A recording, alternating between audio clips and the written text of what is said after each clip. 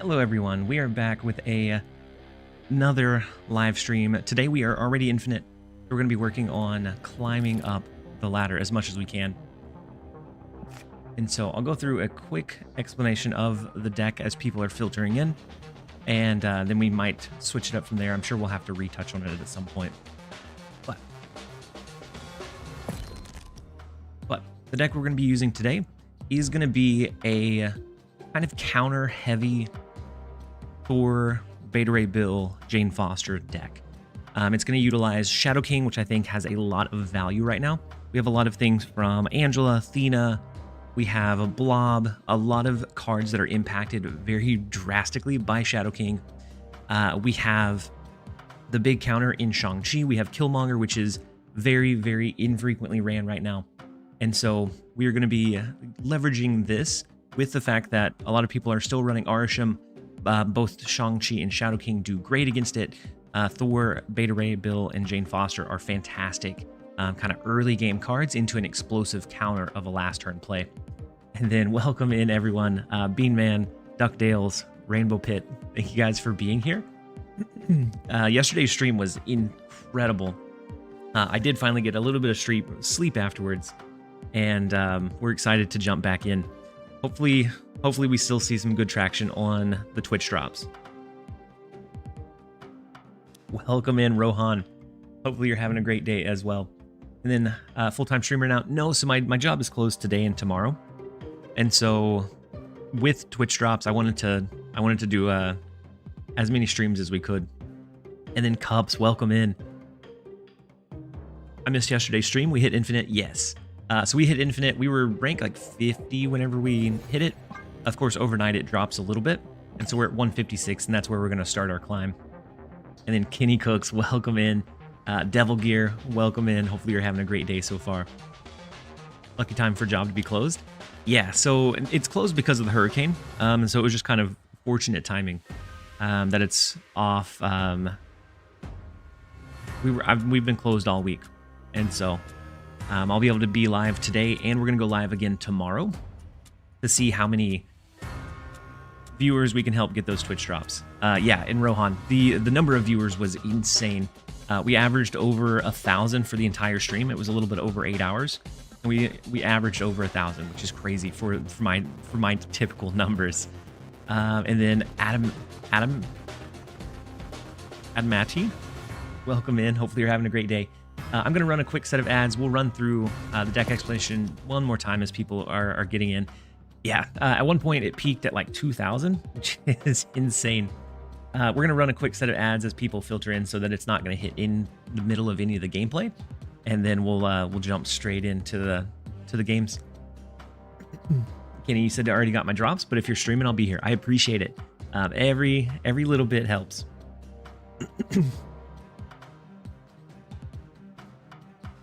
And then I haven't really played since yesterday. So whenever we ended after hitting infinite, I haven't really dabbled in it too much. And so if the meta has changed very much at all, I haven't really been able to pick up on it. But I think this deck, unless there's a drastic change, should do really well against it. Schwaks, welcome in. Kabangers, finally able to catch you live and use my Prime sub. Thank you so much, Kabangers. The notification hasn't come through, but I'm appreciative of whenever it does. Let me make sure actually the notifications are on. I may have them turned off. Nope, we got them all. We got them all enabled. Perfect. And then just Ichi Makoto, welcome in. Hopefully you guys are having a great week so far. And so just a really quick additional rundown of the deck. We are going to be running a Thor, Beta Ray Bill, Jane Foster package as our main way to put power onto the board. And then from there, we should typically be able to drop initiative. So we can look to do those big counter plays on the last turn. Whether that be Shadow King, Shang-Chi, Killmonger, we have some big ways to reach a lot of power onto the board. And then with Miss Marvel, with the hammers, it typically makes it a little bit easier to enable the left and the right lane with those that additional +5 points. Having those free drops to play on the last turn. And Killmonger, I think, is really underutilized right now. Shadow King, same thing, with how many blobs and just scaling cards that we have in the game. Shadow King, I think, is poised to be in a really, really powerful spot. And so it looks like the ads are wrapping up. And so we're going to jump in. Hopefully you hit your sub goal so you can do it full time. That would be incredible. I don't know if we will. We do have a sub goal, something that's been agreed upon that if we are able to hit it, that is when I make the transition. And so it's a pretty hefty one. But if we do hit it, that'd be fantastic. Giant Flute, welcome in. Chase, you said, man, I missed the Hammerhawk build like this that simply included Zabu, Hawk, and Mystique with the hammers. Yeah, being able to do some incredible reach. I wasn't playing during, if that was with Beta Ray Bill, I wasn't playing during that time, but I did have quite a few. Ad Matty, thank you so much for the 1 community gifted sub. To Zen the Canadian, hopefully you're having a great day, and I appreciate the support, appreciate having you here. We're going to launch over into a couple of games. I know people are still going to be filtering in for a while, but we want to see if we can maybe climb a good amount. I think this deck is positioned in a pretty good spot. And then Brock Wine, thank you so much for the Prime sub as well. You guys are starting us off very strong today. I appreciate the support, appreciate you being here. So we have Nova that we can throw, but that lets them know that we're going to have a Killmonger at some point. And so if they have any 1-drops, they probably hold them. I think it's okay. We're still going to go ahead and throw it out. He said, hey, been watching your YouTube for a while. First time catching the stream. I appreciate you being here. Hopefully you enjoy the stream. It's very similar vibes, but also a little bit different at the same time. So it's a little bit less, I guess I would say, like, analytical. It's not, I don't get to do that quite as much, but I do get to interact with you guys some more. So it's very similar vibes, very positive. Did I miss anything? No, this is actually, we launched into the very first game. So we went through a really brief rundown of the deck, and then that's been it so far. And so they have Arisham, or they're running an Arisham deck. And so being locked into World Ship, I think we're going to throw Thor, and then we may kind of skip a little bit. We have Lady Deathstrike to take out any kind of low power things that they throw. And then we're looking for like a Shadow King or Shang-Chi, something to counter them. When is the piano stream? I don't think you guys want me to do a piano stream. Yeah, World Ship on the first game is unfortunate. We get Beta Ray Bill, but it is a turn too late. So we can always go Jane Foster. And that gives us at least another... That gives us at least 19 power, depending on what we throw on the last turn. But I appreciate you guys jumping in. Hopefully you're all having a fantastic week so far. All right, so the Leech comes down, but it misses the Jane Foster, it misses the hammers because we didn't have Prio. And going into this last turn, they are going to have initiative. So if we had a big counterplay, we'd be able to use it. But I'm not sure that... So all they have to have is a blob. Blob, and they would be able to really easily swing this location. They could also have an Annihilus. Not an Annihilus, an Eliath. We're going to retreat out of it. Escaped. I got back into Snap recently after a 2-month hiatus. Got Gwenpool and just threw her into a base high Evo build. How's it working for you, Epic? Slow Dive, welcome in. I'm doing well today. We got a little bit of rest, and so we're feeling much better than after our overnight stream. But the overnight stream was insane with the support. I don't know if I'll ever be able to do numbers like that again. And so it was nice to be able to have a good lengthy stream with just so many people being there and hanging out. And then Brock, he said, glad to use the Prime sub with you. You always make amazing content. I appreciate it, Brock. Everyone is sleeping on the Namor Wong deck. The Namor Wong deck is strong.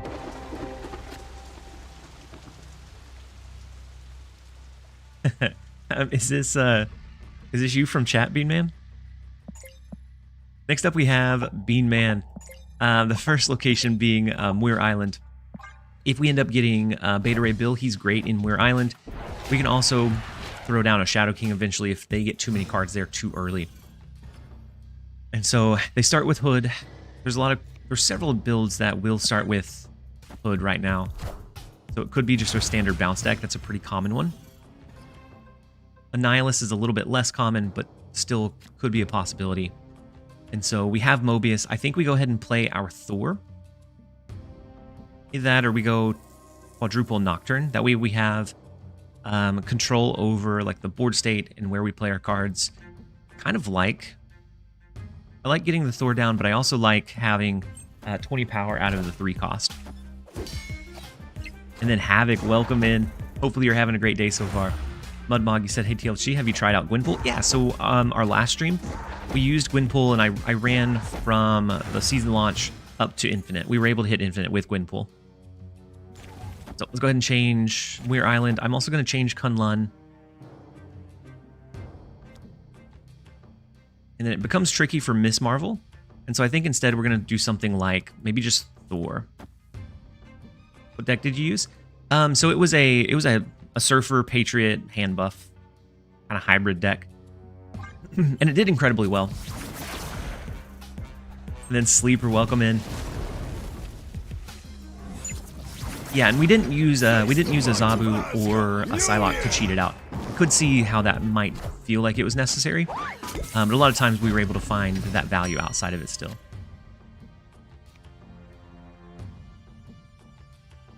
So with the Gwynpool, a Shadow King would do really big things for us. We're going to pull a card after this turn into Grand Central unless we change this one as well. Because we can always do something like this and just look to put good average value onto the board. And then next turn would be potentially changing Limbo into that final turn. But depending on what we draw, we may keep it. And then Luke is hoping to see some Hercules. I do have a Hercules deck built out, but I'm not sure if I'm big-brained enough to be able to do it. But I have one just in case. So it is a possibility today. So with the Sentry, we are looking at either a Cersei or an Annihilus build. And so Mobius comes down. Maybe they're looking to do Mockingbird with these on the board. And then we have Initiative, so Shadow King's not as big, but it's still a pretty big resource for us. We could do Shadow King. That would allow us to take out Angela. If we did... No, we can't do Lady Deathstrike.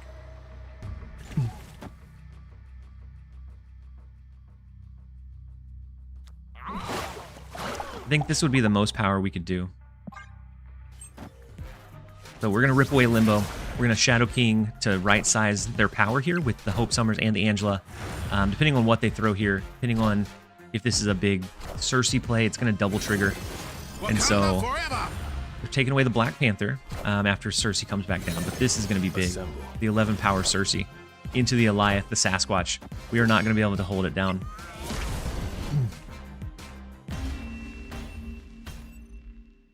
And then Mudmog. So I have the hand buff deck that I used. I can pull it up for just a quick second. No sir, no Cersei into Destroyer. That was our only hope or out there. So this is the one that I used to climb to Infinite. It did really well. It leans a little bit less heavily into like needing it to hit like a Mysterio, a Mr. Sinister, a Brood. I tried a couple of versions with Mysterio in it, and it felt like I cluttered the board way too quickly. Fastos and Makari are definitely replaceable. You could do Shaw, you could do Red Guardian in their places instead if you have those. Sarah was there as a way to make sure that we get the extra 6 power from Gwynpool, whatever it ended up hitting, to make sure that we were able to play it all out onto the board. And so it worked incredibly well. I think we maintained close to a 65-66% win rate over our climb to Infinite. Yeah, Makari does really well in it, but if you don't have her, I understand. She's kind of a boring card, so I understand a lot of people skipped it.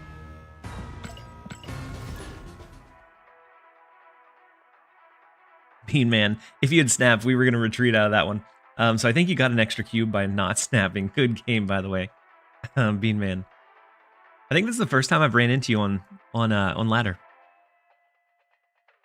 Do you believe 20 deck slots is enough? I rotate through deck slots very, very quickly. It's better than when it was 10, but I definitely could use more. All right, next up we have Mr. Nice Guy.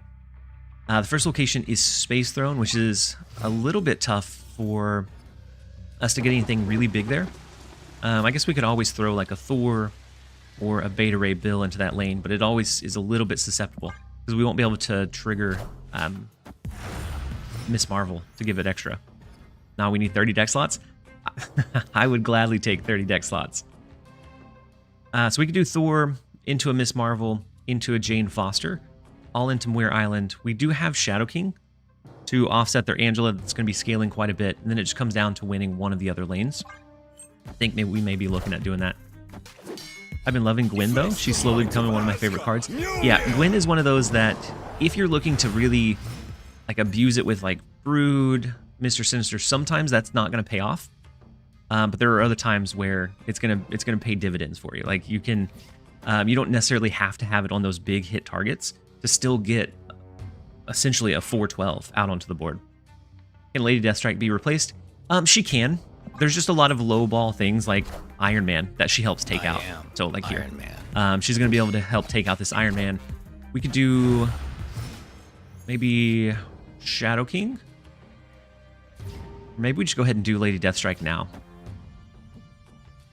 We can play 2 cards in Space Throne, so next turn we could do something like Killmonger and Jeff to proc the Miss Marvel over there, and then as long as we take out the Iron Man, I think that gives us our win condition here.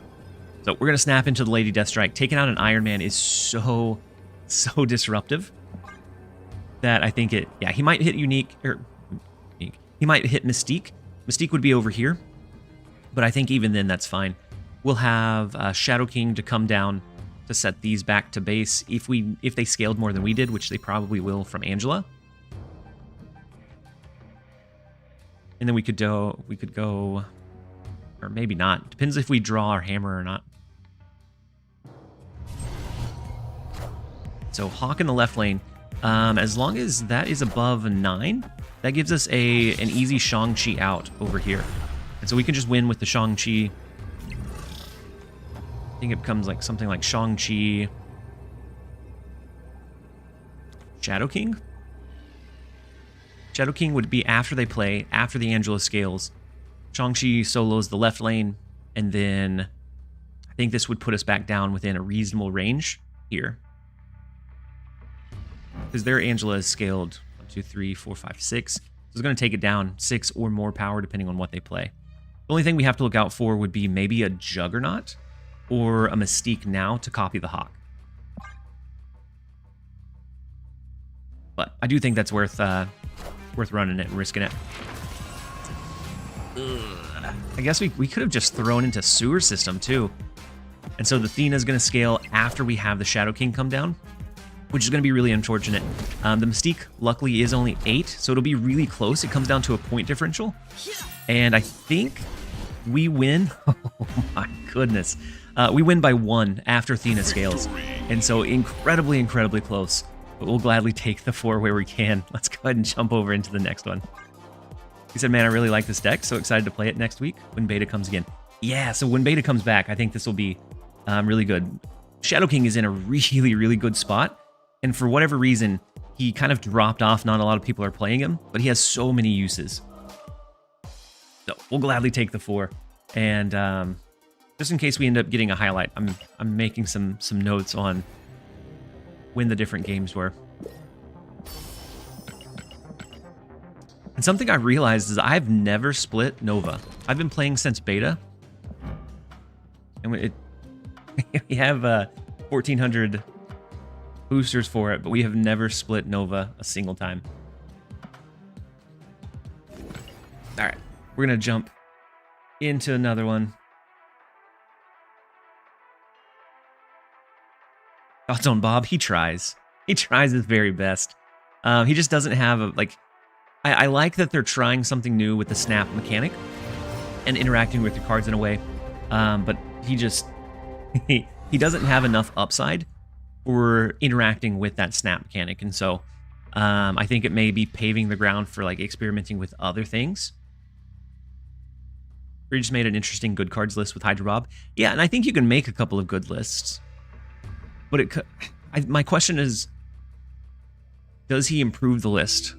Which I think is most of the time no. So with Bob, you lose a lot of agency on controlling when and how and where those cards can move. So it's like a Jeff, but just with much less control. And so you don't get any like necessarily pure upside out of it. And so I'm sure that the deck does well. Regis does phenomenal things. He's really creative in some of his unique builds, but I think for Bob, he definitely needs to have a little bit of something else go for him. So whether it be he gets a bonus whenever, or a power up when people snap and he moves, something to the effect of like a Wolverine, which made a big difference in him never being playable, and then switching to being played in almost every destroy deck. So we have Nocturne. We could kind of protect this Savage Land location in case they're running full junk. It's either that or we go Thor. We have the Beta Ray Bill for 4, the Jane Foster for 5, and then it's just looking to bring it the rest of the way home. We could also eventually maybe Killmonger to clear out the Raptors. And so if it is a junk deck, I think we may be safe there. Yeah, it is the full junk. So we protected it with Thor. We outscaled the Green Goblin, and we're going to snap going into next turn. We probably see a retreat. That is an unfortunate X-Mansion split as well. So we'll snap into it. Do you think it'll be worth it to open for Bill next week? I'm not an Ajax believer. I like Bill. I like Beta Ray Bill quite a bit. So if you enjoy like the Hammer Bros style decks, Beta Ray Bill is you can always hit infinite with like a Thor Beta Ray Bill deck, and so I enjoy him quite a bit. I would open for him if I didn't have him. And then you said had to stop by and say the junk deck you made. I love. And the only card list I enjoy playing, win or lose. That's a big one. So that's what keeps me playing, is finding those lists that I really enjoy running. And Junk Mill previously, which is not quite as effective with Arisham. But those are the decks that really, even if I'm losing, I'm having a good time doing it. Hopefully we get to see more cards that care about snapping though. Yeah, I think it's a really interesting mechanic that they added. I just think for Bob, it doesn't give you enough payoff to interact with. All right, so next up we have Grave Bees. The first location is Murder World. The Nightcrawler could end up being the Wong Namora deck, which I think we would be favored against, as long as they didn't hit their White Tiger. I think we'd be decently favored into it. We do have Mobius. We have Beta Ray Bill for next turn into a Jane Foster, which will help us pull those cards. And then we can kind of look to where we need to spread from that point. I wanted to have Galactus for a long time. Now that I have him, he is basically unplayable. Yeah, then he will change over time. So I would try not to worry about it too much. Hydra Bob getting destroyed in Murder World is unfortunate. The Shanna throws down Electra. So with this, I'm thinking more of like a Khazar Zoo style build. We don't have a direct counter against those other than, I guess Killmonger takes away a lot of their umps.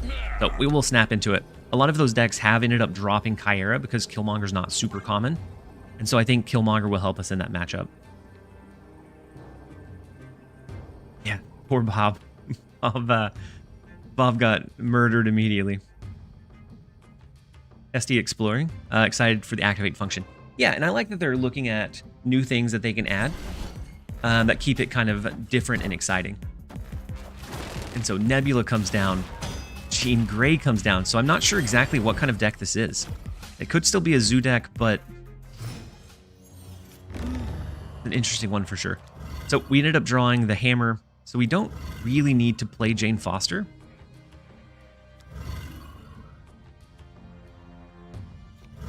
Kind of think we go ahead and do like a Killmonger into maybe Jeff. Next turn we can always Hammer. We can do Hammer Miss Marvel. Hey, welcome. Or something bigger. Long enough. And then Right Pickle and Senior Javi. Thank you both for the Prime subs. Huge support, you guys. I appreciate having you here. Hopefully you're having a fantastic day.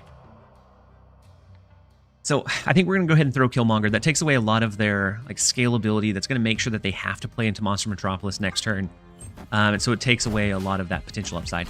The Crossbones to the right is going to be a tough one to beat unless we top deck our Shang-Chi. We are going to take out Ant-Man, Nebula, So many of those big resources, they'll have to play for Monster Metropolis. Lady Deathstrike is not quite going to do it. So I think instead we go like Stormbreaker. Maybe it's Stormbreaker, Jane Foster to the left. And we'll move Jeff as well. So they'd have to play at least 12 power here. They'd have to have a big emphasis in mid. I think we should be able to be okay with this, and we know they're going to have to at least play one in Monster Metropolis. So let's go ahead and lock that in.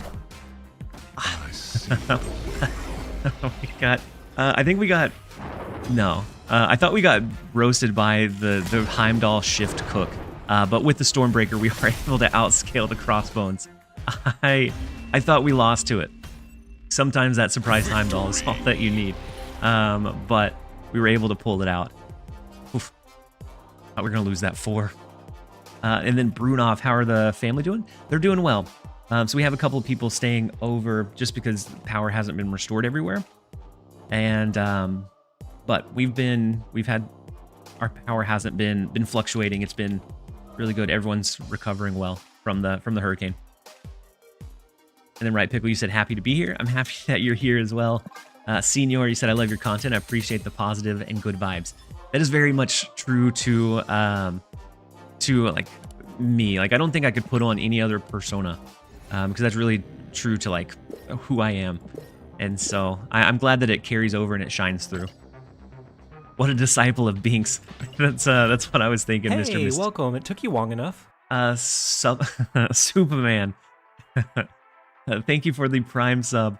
Hopefully you're having a fantastic day. I appreciate the support. And then Cal Rosie, welcome in. Stream on your birthday. Happy birthday. Hopefully you have a fantastic one. And hopefully we can put on a good stream for you. So next up we have Sclarific. The first location is Dream Dimension, which is a little bit tough for playing out like Jane Foster. But we do have some of our counter components. We have Shang-Chi, we have Jeff, which is that movable card, which is really good value in Weir Island for us. And then we can always curve into Mobius now. So if it looks like they're running some kind of hard cost reduction deck, then Mobius is a huge counter to those. Been playing Galactus and it's been fun. I mean, a lot of times you just have to kind of find what you enjoy doing. And so if you enjoy Galactus, absolutely try and find a way to make it work. And so their Nico destroyed Iron Fist. Iron Fist is likely to move something from Nidavellir here this turn. But it looks like maybe it's a bounce deck? Or it could be like a bounce move Hercules deck. And then Rika, welcome in. He said, have a great stream. I appreciate it. Hopefully we have even a fraction of the craziness that we had last night. And so Human Torch moves, which is, we have several counters for it. We have Shadow King, we have Shang-Chi, we have Killmonger. And so leaning super heavy into Human Torch is going to be a bit unfortunate for him. I do think we're going to go Beta Ray Bill into mid. And then Jeff will eventually move out. We can always potentially do like Shadow King to offset the Weir Island location. Shang-Chi, Shadow King, Deathstrike, all of them are going to be great.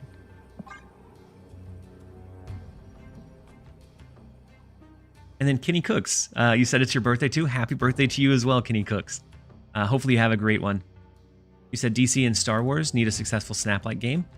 Yeah, but it could potentially end up like splitting that player base as well, Chase. But I think it would be really cool. DC tried one and it just didn't have that like that draw or that easy to pick up like feel, and so it didn't end up making it too far. I know that they're working on another one. Brett, you said finally started playing Mr. Negative and been having a ton of fun. I like Mr. Negative quite a bit. It's one that you have to be patient with it. It's a deck that you could win 45% of games and still positively climb if you snap well. And so Mr. Negative is definitely one that I enjoy playing, and I'm interested in how it plays out. So we could always try for a Shang-Chi this turn, because I think they move Human Torch, but do they pull it? Do they pull it back out? Do they beast this turn? They may beast this turn. Like move Ghost Spider over into Dream Dimension, and then beast pull it back in. I think would be my big concern.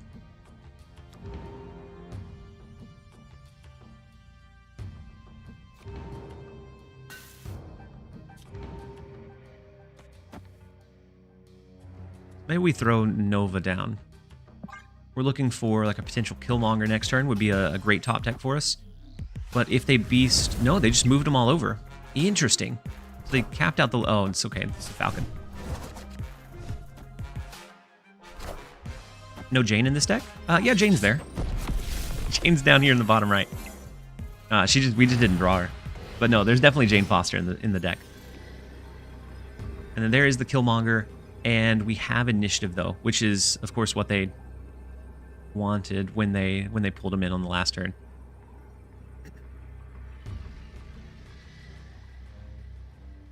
I think this one turns into a loss.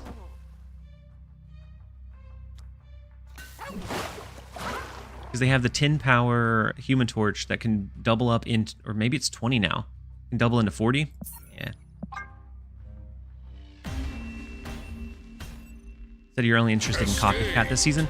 I'm also interested in Cassandra Nova. I think Ajax is going to be underwhelming. Yeah, 20 power torch, and they have a Ghost Spider in hand. And so then it's going to be at least 40. It would be a hope that we didn't lose another lane. Hydra Bob's sad. Yeah, Hydra Bob is a little bit sad. Unfortunately, he's not great. Madam Web season. So I'm really curious about the activate function, if you're able to activate on the turn that you play the card. Because if not, then it could end up being kind of clunky for some of the effects. And so if you top deck it on the last turn, you might not be able to activate any of those. And so or if you get like Zabu on 5, you play it on 5, it may not be that you could, yeah, I would say most likely no, but I think so you can no longer Nico on curve when you top deck it. You said you think data miners figured out that no? Yeah. So we'll have to be, I think it adds an interesting level of strategy to it and like that skill expression, but I also think it'll be potentially could brick some hands depending on how many activates you have. Isn't only Arana? Oh, in that month? I'm not sure. And so the cable comes down, it hits our Beta Ray Bill, which is unfortunate. We're not going to be able to use him this game. Please hydrate. Thank you so much, Angel. Hopefully you're having a fantastic one. Thanks for the reminder. Let's go ahead and play Mobius. It's going to take out the Elysium bonus, which will give us a little bit of benefit.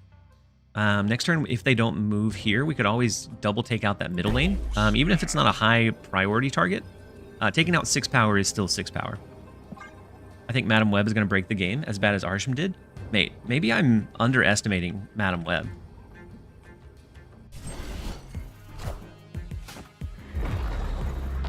Is that how you spell it? 2 cost. Ooh, the leech. Ooh.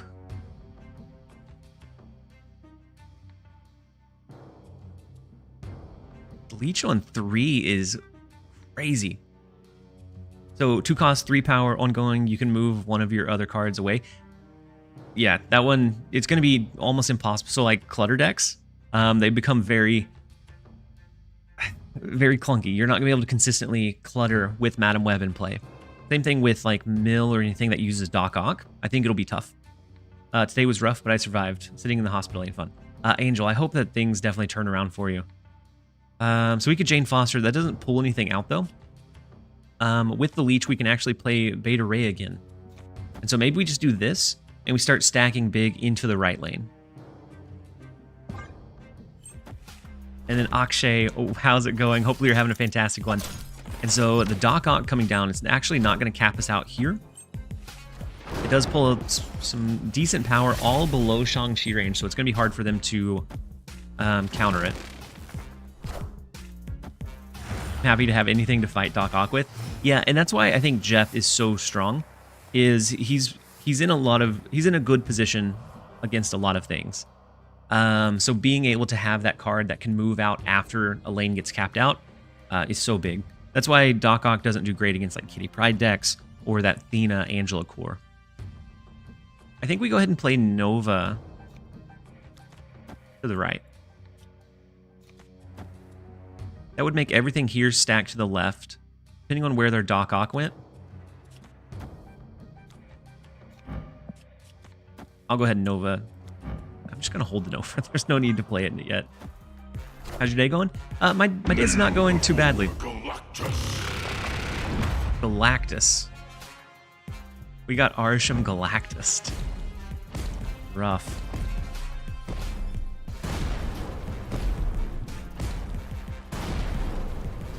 Galactus Gaming. Yeah, he's decent in like a deck like this as a good backup. All right. Got the Galactus down. Enjoy your 2.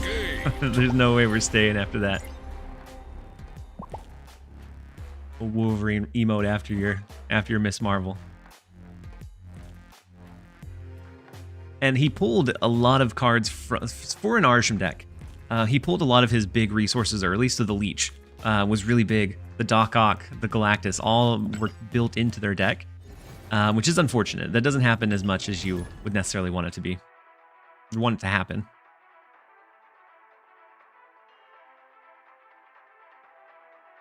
Yeah, so 29/9 can only destroy once. So even if he moves twice. So I played it really briefly at the end of last stream for Mill, and then I haven't really played much since then. I did a little bit of theory crafting, which led me to this build. But outside of that, I hadn't played a whole lot. I ended up taking a pretty big nap. Next up, we have Sixational. I think depending on what you're seeing, Mill might do okay. It is a little bit weaker into Arsham sometimes, because it's less consistently able to counter all of the like high value stuff that they can have on the board. And speaking of Arsham, Sixational is running Arsham as well. I think this one should do okay against it. We have a lot of things that can be played into that matchup. So the Shadow King, the Shang-Chi, even to an extent sometimes Lady Deathstrike. Let's go ahead and play Nocturne in mid. We never want to rip away Fogwell's Gym. Next turn we have Beta Ray Bill. As long as Nidavellir stays, we get at least a free +4 in the left. Oh, I missed the ad break. I'm sorry, guys. I don't like to do ads in the middle of gameplay, but I missed that one. And then free, welcome in. Hopefully you're having a fantastic one. Just having your Marvel Snap account linked on marvelsnap.com allows you to get the drops. I'm having a personal mission to get infinite with only classic Mill. I've got all the way to 98, but dropped a bit today. Yeah, it's one that sometimes if you're losing, you may need to take just a short break from, but I do think there's definitely still a lot of viability in it. All right, let's do Jane Foster in mid. That's going to give us a free hammer for the left lane, which is where we're going to throw it.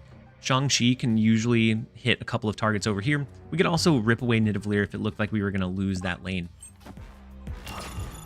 And so Leader, we have a Leader Gaming hits our Jane Foster, and it looks like it did pull out maybe a Wasp or a Yellow Jacket from their deck. I think they're not going to be able to draw going to this turn, which is a little unfortunate for them. But we can always do. I'm not sure if we do Miss Marvel. We don't have initiative going to this one, so we could do something like Jeff here, which pushes us over the hump here, and then Shang-Chi to the left, Stormbreaker to the left. And that would, if they play anything really big here, we're able to counter it. Otherwise, we're going to get a decent amount of power here. We get a boost into Beta Ray to the right. They run Cosmo, though. Straws, welcome in. And so if he runs Cosmo, then we lose in the left lane. But it's only for one additional cube. We're going to go ahead and send it if they just do Cosmo and don't support these other lanes. I think there is definitely a chance that the Cosmo goes to the right. Double Leader is crazy. Hitting that Arnold Zola. They did play a card here as well. So this location's full. They do get our Jeff in mid. So they definitely beat us here. But it comes down to beating us here. And everything here is below Shang-Chi range. And so we're actually not going to be able to win this one. I'm on a crazy L streak in the 90s. Pusher. I am so sorry. Sometimes just taking a little bit of break and a reset is all that you need. That may be what's going on. Because sometimes if you continue hitting that wall, you drop much more than you should. Guy sniping for sure? No, no, I I don't think he is. If so, he gets a couple SP. That's okay. And then T Greenathy finally caught a stream. Longtime YouTube watcher. You're the man. Thank you so much for being here, T Greenathy. Hopefully you're having a great one. Hopefully we're able to put on a pretty good stream for you today. I do plan on it being pretty long, and we're going to be live again tomorrow.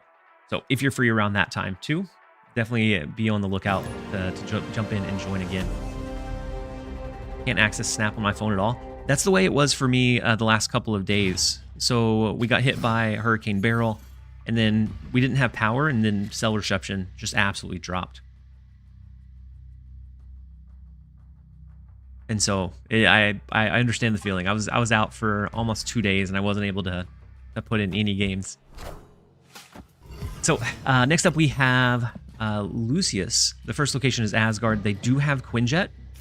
Sanctum Sanctorum is usually okay for us. We have Nocturne that can move over there. We have Jeff that can be played directly in that location. And so I think we may end up snapping on this one, depending on what else they end up dropping. So the X-23, the Quinjet, we can always Killmonger take those away. Finally someone playing Beta Ray Bill. Somebody's has to do it. I think he's in a really strong spot right now. Not necessarily him. I think he's always decent value. I think the counter cards are what are especially strong right now. So I think we're going to go something like Thor next turn, maybe Killmonger to take out the Quinjet and the X-23. We do have Nocturne. We have to look out for their cannonball pushing one of our big plays out of the lane that we want it to be in. But otherwise, I think we're okay. Quinjet Narishim is the new Quicksilver. Always pops up in that opening hand. And so Loki, woof. That is going to be 4 cards only, at least. And they're going to be heavily discounted. So let's go ahead, and I think we always Killmonger here. We're going to take out the X-23, the Quinjet. We may not swing this one back in our favor, but we'll see. Try Destroy. Destroy's doing well for you. I guess Venom would be able to consolidate it pretty well. Besides yourself, who do you believe will be the first streamer to unlock Cassandra Nova and Deadpool's dinner? Or diner. Goodness, I keep saying dinner. Deadpool's diner. I don't know. I think we'll have a couple of people that are going to be grinding it pretty hard. And so I think it'd be tough to say for sure. So we don't need to throw Jane Foster now. So that opens up the door for like a Nocturne, Jeff. And then we can always hold Mjolnir. We have Cannonball that might protect the right lane, but it also depends a little bit. We can move Nocturne either here or here.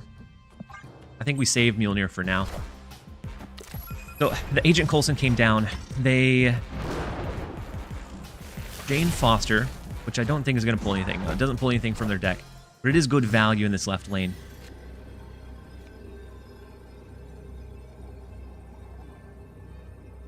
So I think this ends up looking, since we don't have initiative,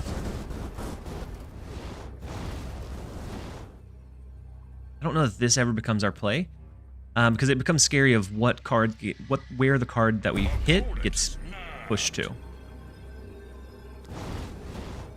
Your guess is KX? Hey, welcome. It took KX you long may be enough. there. I think Woody is also going to be grinding it. I think we have our big ones like Dara, KM, Binks. I think will all be on top of it. Anabolical, thank you so much for the Prime sub and the support. Hopefully you're having a fantastic day. So we could do Cannonball. We could do...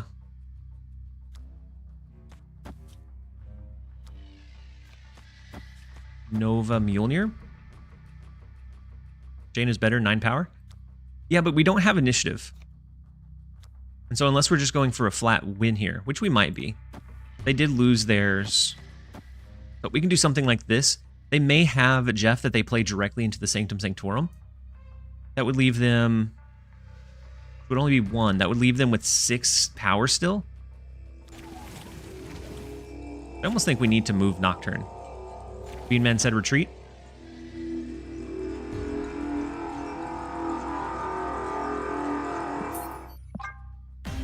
Alright, we'll listen to you, Beanman. So, there's going to be 7 extra power in the left lane if we left Nocturne there. 9 extra in the right. but they do have quite a few ways. They had all, I guess, 2 of our cards from Loki still for that reduced cost, and then they had the extra energy. I think it was going to be a rough one regardless.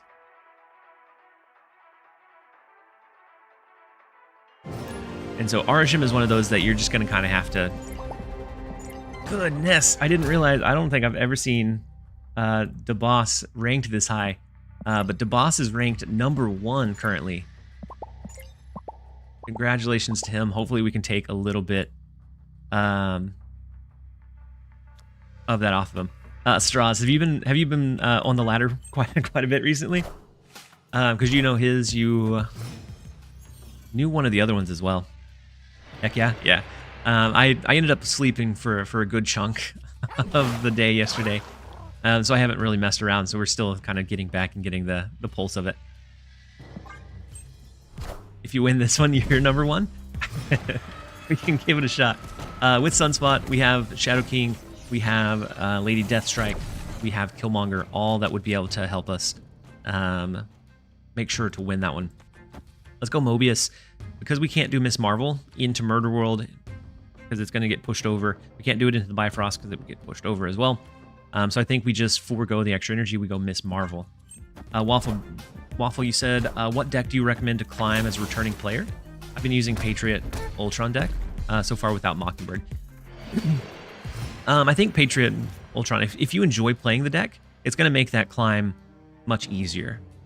He runs Shang and Cosmo in this. All right, we keep all of our stuff below that Shang-Chi range for the most part. So it should be okay. I love the idea of the list, that the list would be called Negative Cosmo. Negative Cosmo is an interesting one. And I think Mr. Negative in general has quite a bit of viability right now in being able to go higher than like those Arisham decks. And Cosmo is also in a really good spot. He's poised to be able to do some really big, disruptive plays. So we can go Jane Foster to the left. We have Beta Ray Bill. We have Nocturne. So if we draw really 3 out of 4 of our cards, we could do Nocturne plus like a Killmonger, Nocturne plus Thor, or Shadow King next turn. I'm looking at my hand and I see a Negative and Cosmo. And I'm like, yes, my win condition. I am Iron Man. Do you think Snap will ever show the opponent's hand after the game? I don't think so.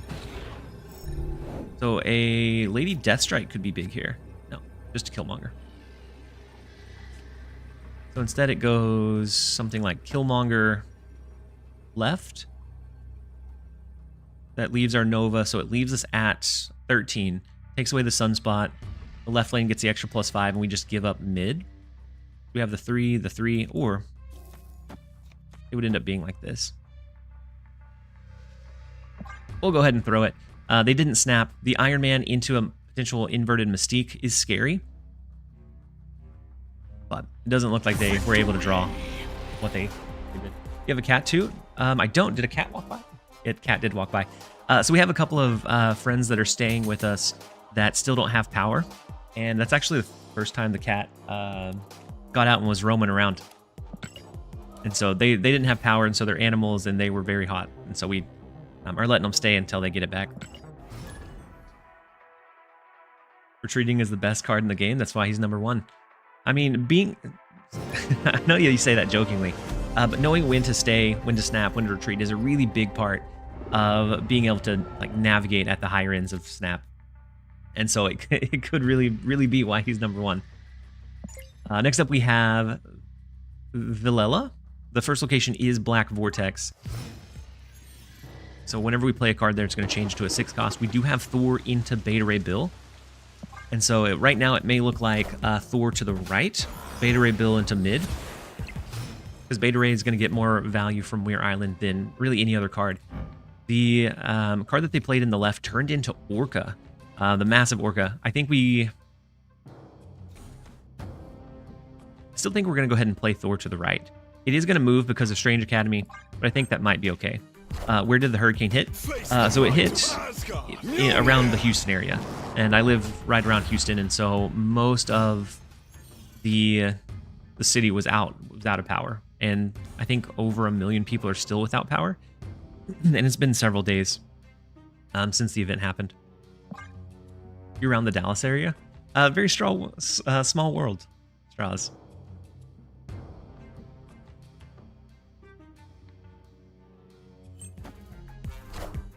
So Legion. So we're not going to get a free card from this location, unfortunately. Strange Academy is going to make it very interesting following up this turn, though. And so our Lady Deathstrike doesn't hit anything here. I think we're going to do something like Nocturne and Jeff. If these two stack up, Shang-Chi is going to be able to clear up that lane and solo that location. Both of these will be able to move, so we'll be able to have power over where those cards shift to. And so even though they're going to get pushed this turn, we'll be able to redirect that power to kind of fight for whatever lane we need to fight for. Ooh, Blob is a big one too. So if Orca and Mockingbird for some reason both go over to the right, we just clear up their entire board. And so Orca goes mid, and then Mockingbird is going to send nowhere. Ooh, actually, Shadow King on the Blob is looking good too. So I think this becomes a pretty easy one. We go Shang-Chi. We move the Jeff. We go Shadow King and Mjolnir. Do we Boomer Snap? I think the biggest part of my snap game is the Boomer Snap. They probably think they win. Yeah, I think we Boomer Snap. They have a lot of power, but Shadow King is one of those that it's so underplayed that it's yeah, so that it's easy to overlook it. But with the Shang-Chi, we had this one. Unless they had like maybe a really lucky, I guess even like an Alioth wouldn't do it. It'd take out this lane, keep this one secured, but we'd be able to win the left and right unless they did something else. No, the Mjolnir. The Mjolnir would have gotten, we should have moved the Mjolnir just in case of an Alioth, but we do get the retreat. I love it when Arsham loses. Yeah. Yeah. It's one of those decks that it does lose quite a bit, but it can win in some really strange ways, and that's where it becomes kind of really scary to play against. Arsham losing, that's unseen. Unless I launch up an Arsham build, whenever I launch an Arsham build, that's when I always lose. Is Boomer Snapping a good strategy? It can be. So it depends on, you have to gauge what you think the opponent's thought of their relative strength would be. And so on that one, probably not. But sometimes they might think that they have the winning line. You end up getting extra cubes. And so it just really depends on the hand and I guess the opponent that you're playing. Still can't believe we were playing Shadow King, really releasing it at 4 cost. 4 cost, he was unusable at only impacting 1 lane. At 2 cost, he is... At 3 cost, he was okay in like a Silver Surfer build. At 2, he just is super flexible now. I feel like a Blob nerf. Blob may have to pay the price for Arsham, but a lot of times they are pretty good about realizing... A lot of times, Second Dinner's really good about realizing those kind of like bands of strong cards where it's just really strong together. And Blob is one of those that was not played at all until Arsham's released, after his first nerf. And so I think they'll be able to realize that that is what's happening here too. So we have Beta Ray Bill, but I'm almost afraid to play it to the left. Jane Foster's only going to be able to pull a couple of cards, and so when we use her, she'll pull 2 cards out of the deck. We're going to do it anyways. It's absolutely Loki, that's the problem. Loki's ended up being, at least on mine, I ended up dropping Loki from my Arsham decks. And then Angel, the moment you talked about Arsham winning in specific ways, I've gotten beaten by an Arsham who main decked Arnim Zola and hit the Red Hulk they copied from me with him. Oof. Yeah, and that's the, I think, fun draw, not to be going against, but when playing Arsham, the fun draw is being able to find those creative ways to win. The unfun part of it is not being able to anticipate what the opponent can even potentially do. All right, let's go Jane Foster to the right. They have Quinjet, Hope Summers, Mysterio, so I'm not really sure what kind of deck they're running. If we had the room, or we didn't need the draw, like if we had top decked a Hammer, a Mobius would be really strong here at blocking like maybe a Mockingbird on the last turn. But I think we always go Jane Foster. Loki is weird because it's hard counter in Mobius. Yeah, it does have a pretty hard counter there. All right, so the 17 power Hawk. We are going to draw a couple of those, but it's still going to be really high power. So we have to beat an extra... it could go up to 23. So we would need an extra 10 over here. Mjolnir does that for us by himself. And then it opens up the door for...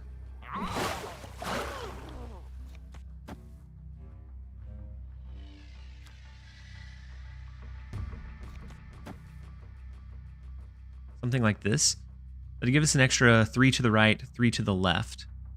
We could also do Stormbreaker to the left instead.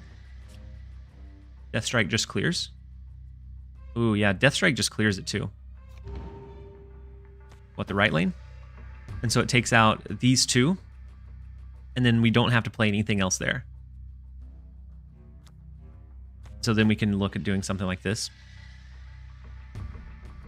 Yeah. Lady Deathstrike in Mojo World I think is good too. I'm not going to Boomer Snap on this one. You probably should have, but we have our double hammers to the left. We have Lady Deathstrike in the right lane, so we should win any kind of tiebreaker that might be there. So the Mockingbird to the left is big. The Sage, the double trigger, but we have the double trigger. Ooh, the single trigger that we're going to get of Mjolnir and Stormbreaker. But I guess if this is the real Mysterio, we would lose, right?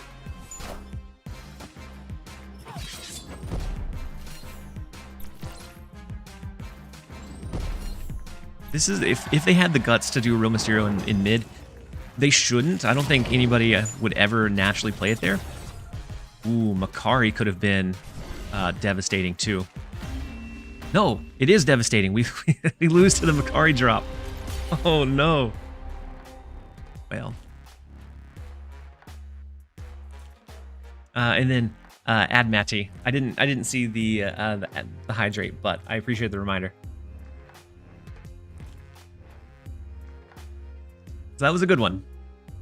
Had Makari went over here, we would have lost the, I think the point differential, because we wouldn't have had the 100 lead. The Scarlet Witch after the Sage gave them a huge surge, and it took it away from us. I'm okay losing that one. The Makari top deck at the end was devastating. It was like the dagger that pulled everything together.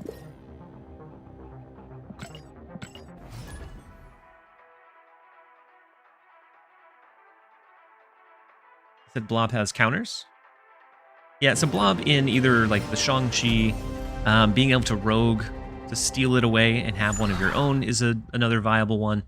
And then Shadow King. Shadow King I think is a big one that a lot of people overlook.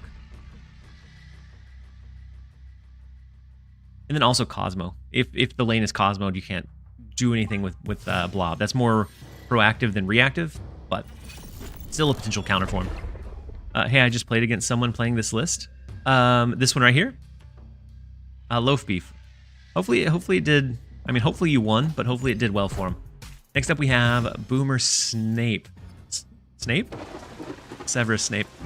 We have Forge, so Shadow King might do some pretty good things, because Forge into a Brood here, I think would be definitely in line with what they might be looking to do. So since we have the Shadow King, maybe we just play Nocturne in Weir Island, we leave it, knowing that we're going to Shadow King eventually. I love Shadow King personally as a tech card. Yeah, so strong. Yeah, he's oftentimes overlooked. At just being able to, like, if they play Silver Surfer, we can offset that double, triple, quadruple Silver Surfer play and get a lot of value out of it that's really hard to anticipate. But it does sometimes require managing your priority and making sure that you drop it when you need to. So with Killmonger, we could get the bonus from Miss Marvel to the left, so I think we're going to go ahead and throw that mid. Johnny Be Good, welcome in. He said, I hope you're feeling great and didn't get too burdened by Barrel. Not not too awful. Most of the cleanup has already been done, and so we're all okay. Everyone was safe. Nobody was majorly impacted. So we could do Jane Foster to get a little more flat power even after a Shadow King. I think even with the Jane Foster, we should be able to drop initiative, because they do have a 6-point lead in mid already. Go Jane Foster. It's not going to pull anything, but it's still a big one. Ooh, the Iron Man. Lady Deathstrike is really good at countering the Iron Min, but I think instead we're going to probably push for like left and right and see what we can make happen. So with this, the Iron Man throws me off, unless it's just more like a focused Gwynpool deck. So something like Shadow King.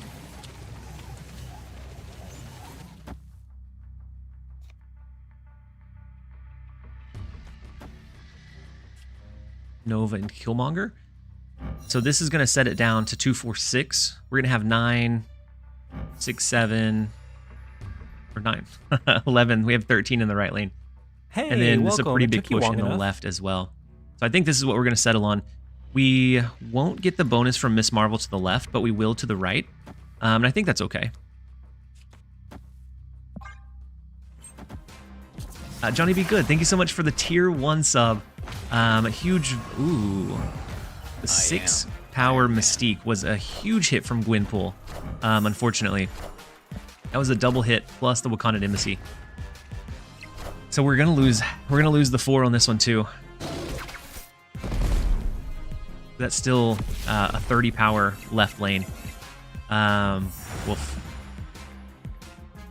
Any advice for a new player trying to unlock cards? Find a deck or an archetype that you enjoy, that you don't mind not having like the newest, fanciest thing. So like a Destroy deck has been viable since Null's release. And so I would say find something that you enjoy playing, so that you can so that you enjoy that grind, because it's going to be a slow grind unless you're paying for it. Collecting cards is just about completing your dailies and your weeklies. And so I'd say find whatever archetype kind of resonates with you so that you can enjoy that long grind that you have.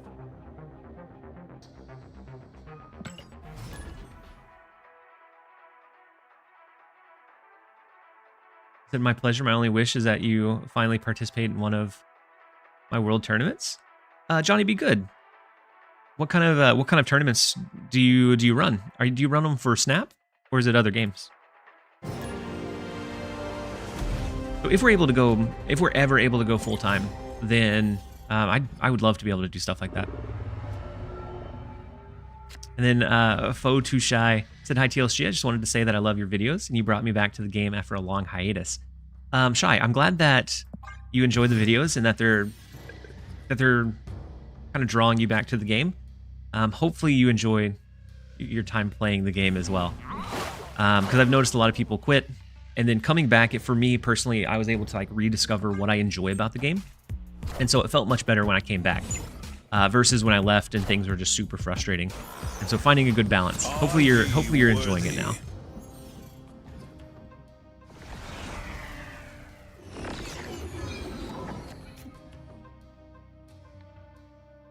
All right, so we have Thor. We could play it into Aunt May's, but I think we're going to start with it in the Great Portal. And then if we get Beta Ray Bill, he's going to be great to play into mid because he'll get that extra scaling. We have Jane Foster, which is going to be good to pull those hammers back out. And they do drop a Fastos in the left.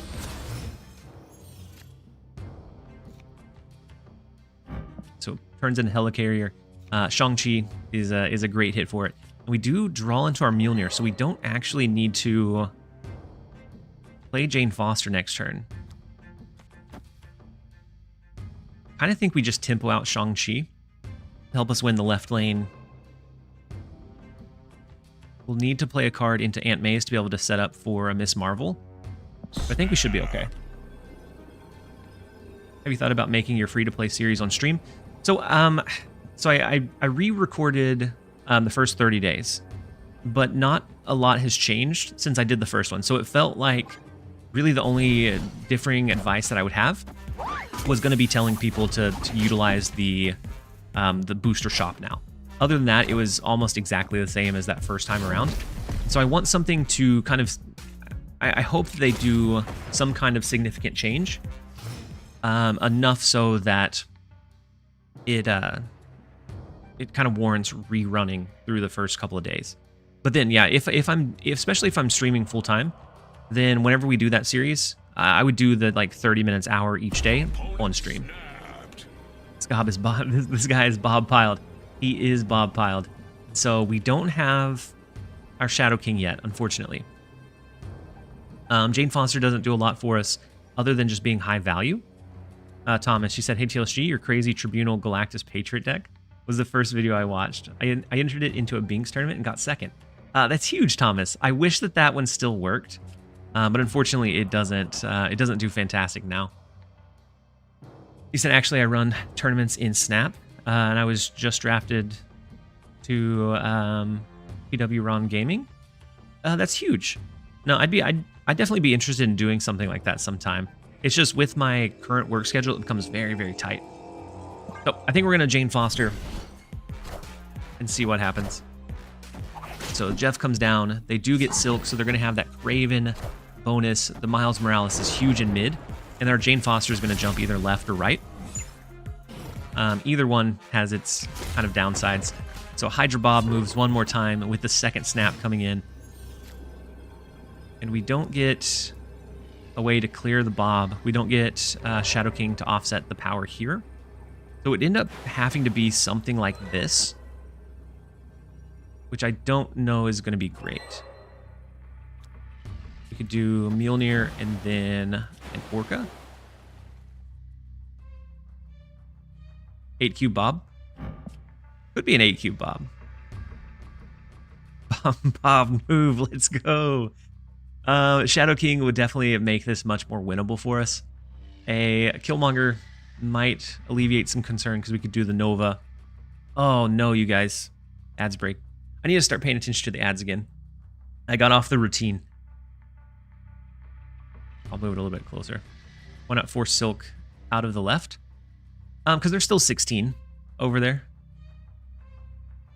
16 to the left, and so then they can move Jeff if they want to. Use Orca left. All right, you guys are the experts. We're gonna Orca to the left, and hope that they don't move the Jeff over there to buff up the Craven. Or play the Magneto. And so 16 to mid, we would have won in mid. Being able to force the Silk out of that lane. We still win. Okay. Wait, does this win? The Orca and the Thor, but Thor pulling over. I thought we lost from the pivot, you guys. But we take those. It's the Hydra Bob difference is all that it is.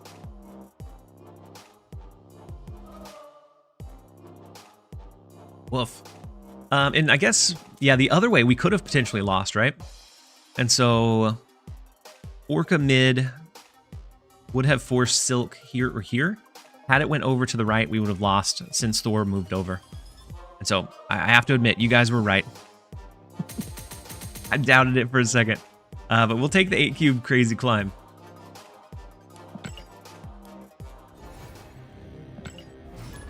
Opponent with the Magneto throw. The Magneto throw was what did it. Was what did him in.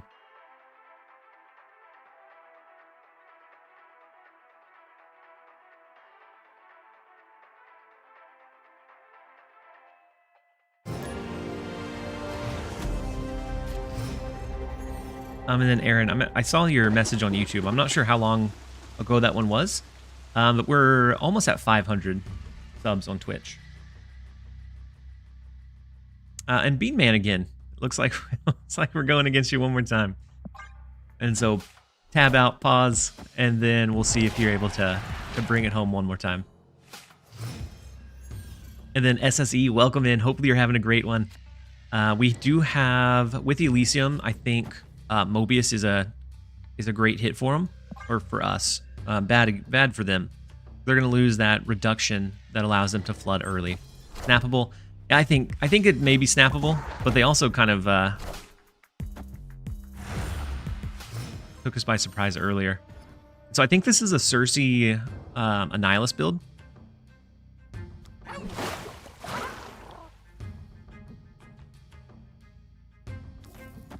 I kind of like the Killmonger, but I also want to save it for a little bit for the demon.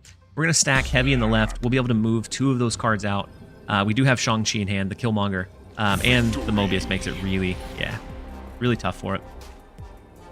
Posture check. Thank you, Gambit's lucky card. So right now we have a couple people staying, and then the Hydrate. We have a couple people staying. I gave up my chair, and so I'm sitting in like a super uncomfortable like wooden chair. So my posture check's gonna come in. Very necessary today. And then Mark, you man, first time catching you on Twitch. Hopefully you're having a great one. I'm glad you're able to jump in and catch us. How do you like Nova in this build? Meltdown Kid with the Hydrate. I like Nova in this one. It does give away the fact that you have a Killmonger, and so sometimes it might be better to save him for later. But at least it's felt decent. I don't think it's core or necessary, but we have 2 ways to destroy it. Then the second posture check, making sure I didn't go back into Gremlin mode. But I've liked Nova in it so far. Should have snapped before Mobius. Yeah, Bean Man, but you're right. You're right. We should have snapped. Afterwards became a boomer snap.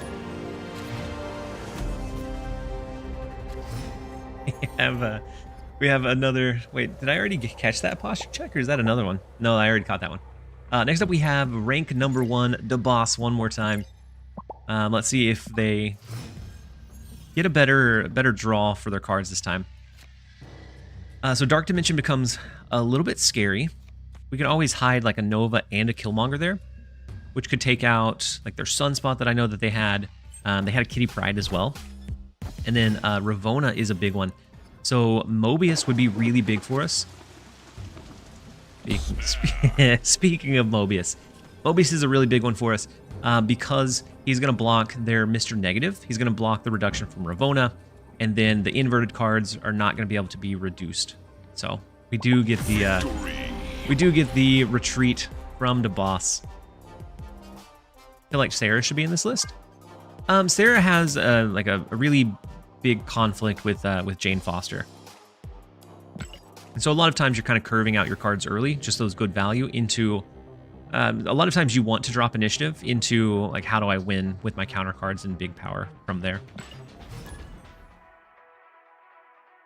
I said, yes, I got infinite with something like this. With something like the list that we're running. It definitely has quite a bit of potential. I think some of these counter cards are slept on right now. The Shadow King has phenomenal value. Mobius against Loki decks, against all the Quinjets that we see flooding around and flying around is great. And then we have the control lever of like Killmonger, Shang-Chi as well, which are both incredible. Meltdown Kid Prime subscription will be available July 11th. It'll be open sometime today. But I'll be streaming for a little while, and so you have plenty of time, Meltdown. All right, so next up we have Reasonable One. The first location is the Orcus Forge. I'm going to go ahead and throw Nova onto the board. Sometimes I like to save it, but I don't think there's any harm in throwing it just yet. The second location ended up being the Raft, and so we have that movable card in either Jeff or Nocturne if we draw it, and so we could look to cap it out. We're not going to be able to play very many cards very frequently. So it's hard for us to win places like this or the one that gives you extra energy. Especially if we don't have a turn 3 play. And so, ooh, it looks like maybe it's a low collection level deck. Like a Dino Collector. Shadow King's great against the Collector. Shang-Chi's great against Devil Dino. I think we're going to go ahead and just Miss Marvel mid. Right now, we can take out a big portion of their Raft location with Lady Deathstrike, but I think they're going to cap it out, which would give us almost an exact amount of power. Bean Man, you're distracting me from doing work. I'm gonna lurk for now. All right, Bean Man, I appreciate you being here.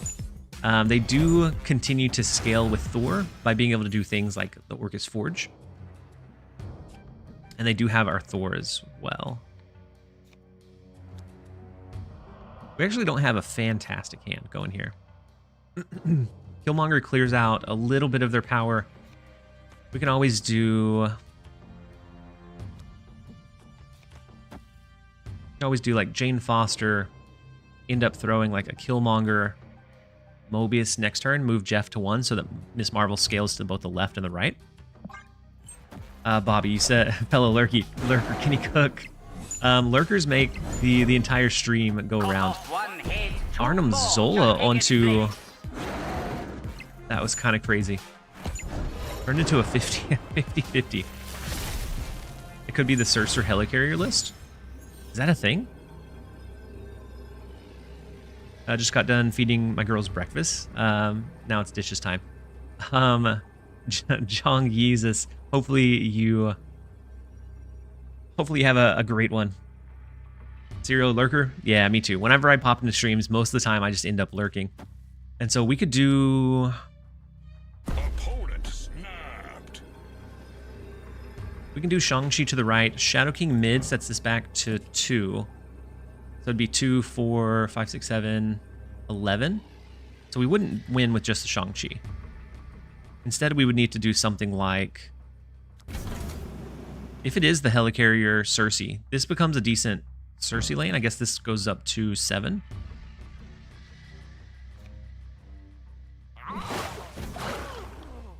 We could do something like this. That enables the +5 to the left, the +5 to the right. And Shang-Chi helps us in right lane. Indie Monk, welcome in. You said fellow lurker here. Yeah, that is definitely my strong suit whenever I stream, or whenever I'm just like watching streams, is typically just being a lurker. And then Second City Wolverine, thank you so much for the resub for the second month at a tier 1. Very much appreciate the support. Hopefully you're having a fantastic day. Really glad to have you here. And we do overcome the Devil Dino. Devil Dino, it puts a reasonable amount of power onto the board, but the weakness is that it's also very like almost linear, and so those counter plays you can counter it pretty consistently. I doubt I can call myself a lurker. I love typing too much. You make the chat go round, and so you also play a really important role, and so we're glad to have you here too.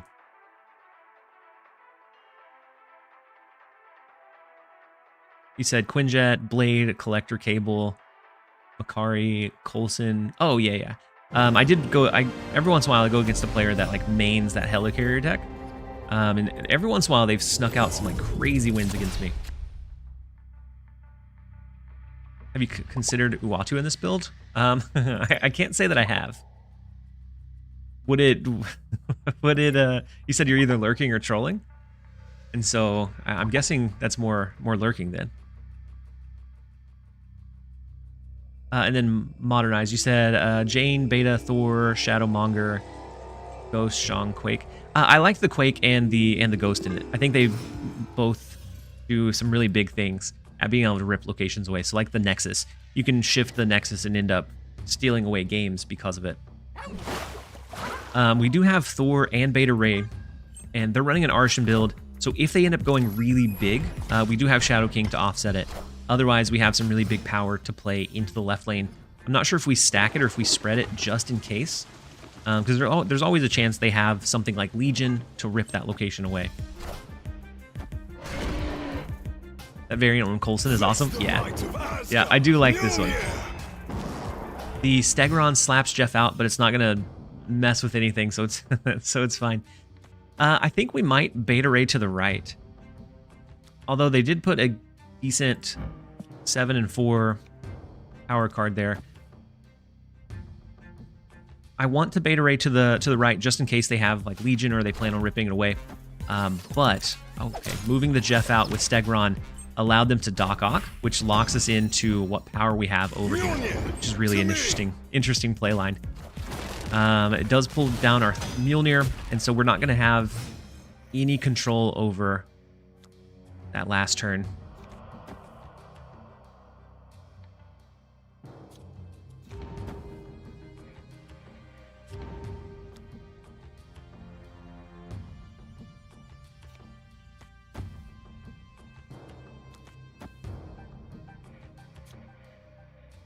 I think I'm going to go ahead and throw Shadow King, because I do think they're going to look to push for the left. Namora onto the Snow card is big. We do have Lady Deathstrike to take out the Nova, or Killmonger.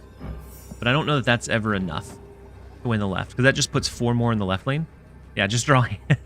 Easy, just draw the hammer. And even that is, it would put it much closer. Like a Shang-Chi is still a really big counter. And they didn't snap into it, but I don't think they need to. We're just going to give them the 1. We're going to jump out. Escaped.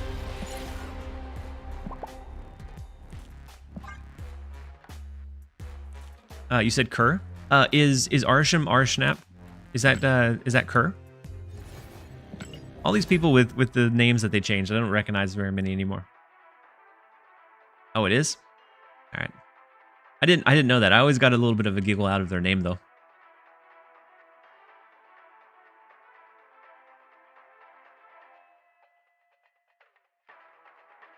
Celine could be a good fit. Celine could be an okay fit, but Shadow King doesn't, I don't think does fantastic for the Celine. Next up we have Grogul. The first location is the Raft. This time we do have a 1, 2, 3, 4 curve. And so we have a chance at being able to potentially push this one and be the first one to push it. So let's go ahead and go Jeff. I don't really like stacking Thor and Beta Ray. So it may be Mobius next turn instead of Thor. But it depends on what they play, what kind of deck it looks like they have. So they could win the Raft with just doing Brood over here. Ooh, no they can't.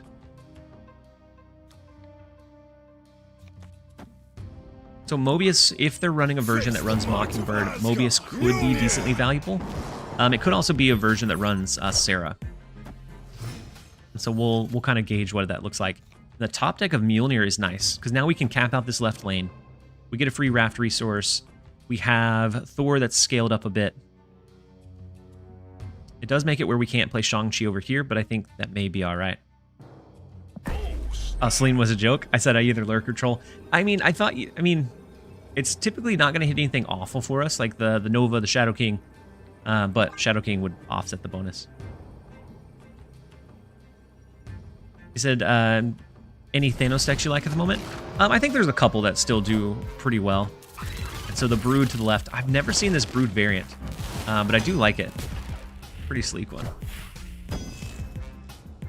Mjolnir, to me. And then as long as you, so Immu, as long as you have your Twitch account linked to your Marvel Snap account, then the drops will add up automatically. And so just being here enables the drops. We do get the 2-cube retreat after losing the trade-off for the Raft, which we will gladly take. We'll take 2s where we can. Yeah, that's what I ended up feeling like too, Loaf Beef, was that Thanos, a lot of times, no matter how I built it, it ended up feeling like just like a worse Arisham. Because I put very similar things into it, and then it just didn't quite do it as good as what Arisham can. Gwynpool is really fun in Thanos right now, if you're cool with sticking to Proving Grounds. What's your main target for Gwynpool? Just that it has good value? If so, I could potentially see that. Next up, we have the boss one more time, which we've went into a fair amount. Something like Mobius, I think, completely derails their game line. Lurking, by the way, King, just working. So sorry for late replies. Johnny, be good. You're absolutely fine. No issues whatsoever. I think with this one, we have Thor, we have Beta, we have Jane. I know that they're running a deck that can really pop off, but I think we snap into it. Victory.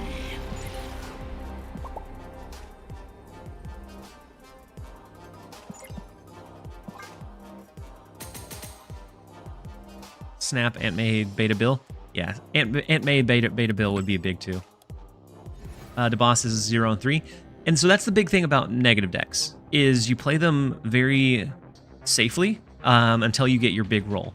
And then you push for like the 2, 4, 8 cubes off of it. So I think he's running a negative Cosmo. I'm not sure the whole build of it, but it is some version of a negative list. TLSG is the real rank 1. Nah, we're 1 to 56. We are doing decently with this build today, though. Let me pull up our stats on it so far. I guess it's not amazing, but it's not awful. We're 55% win rate using this one. I forgot we had a little bit of a bad streak against a few Arishan players. We ran into a couple of matches that were tough to win. Sage, Task, Mystique. Yeah, Mystique is really good to copy the Iron Man. Sage, huge value. Taskmaster, also huge value. And so all of those are really big. If you hit that high roll, then you get... Wait, the boss. Someone's replying to you. Did you pop in? I missed your chat. If so.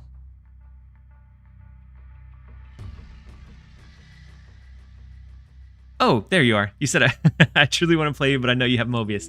Yeah, no, you're perfectly fine, the boss. And I was telling chat that like a Mr. Negative deck, being able to play one of those well, it takes a lot of like restraint and being able to play those matchups that you know you either have a really good hand or you're favored in, and like capitalize on those, and then like retreating out for one a lot.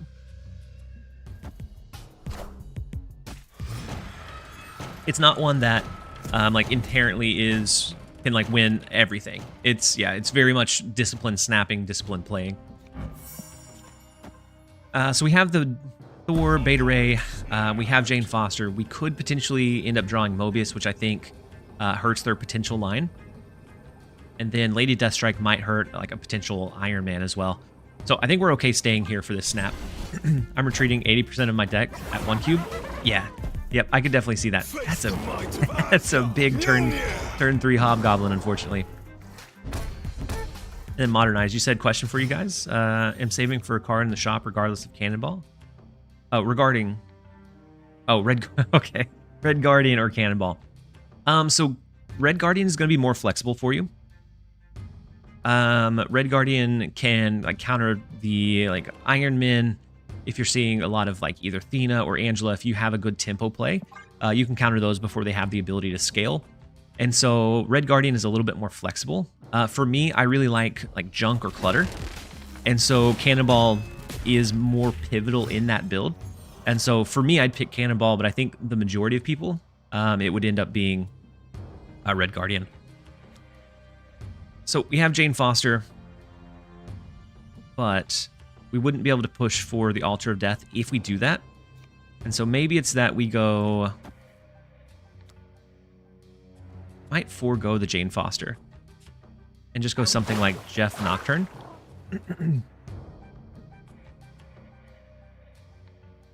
That does take away a lot of our potential draw.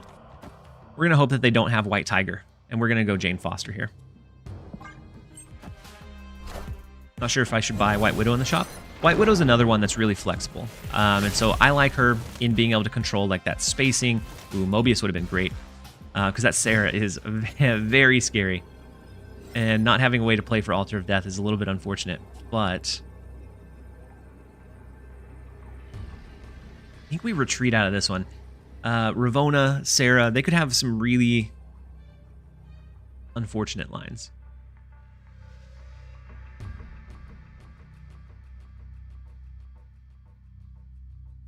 Also, if that is Aurorum, I know then that's my dude. Yeah, that's the Aurorum. I think we retreat out of that one. Yeah, Iron Man right, without being able to have the Altar of Death to push that additional power. We're gonna check out of this one. Escaped. And then DeBoss, if you post one, it'll block it, but I can repaste it. But it's also I also don't want to spam. Yeah, so it's also on DeBoss's Twitter.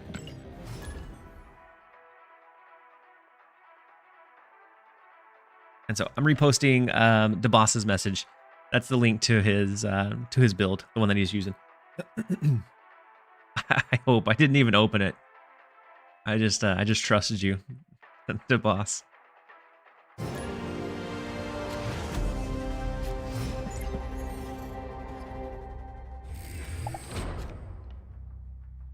All right, next up we have Atticus.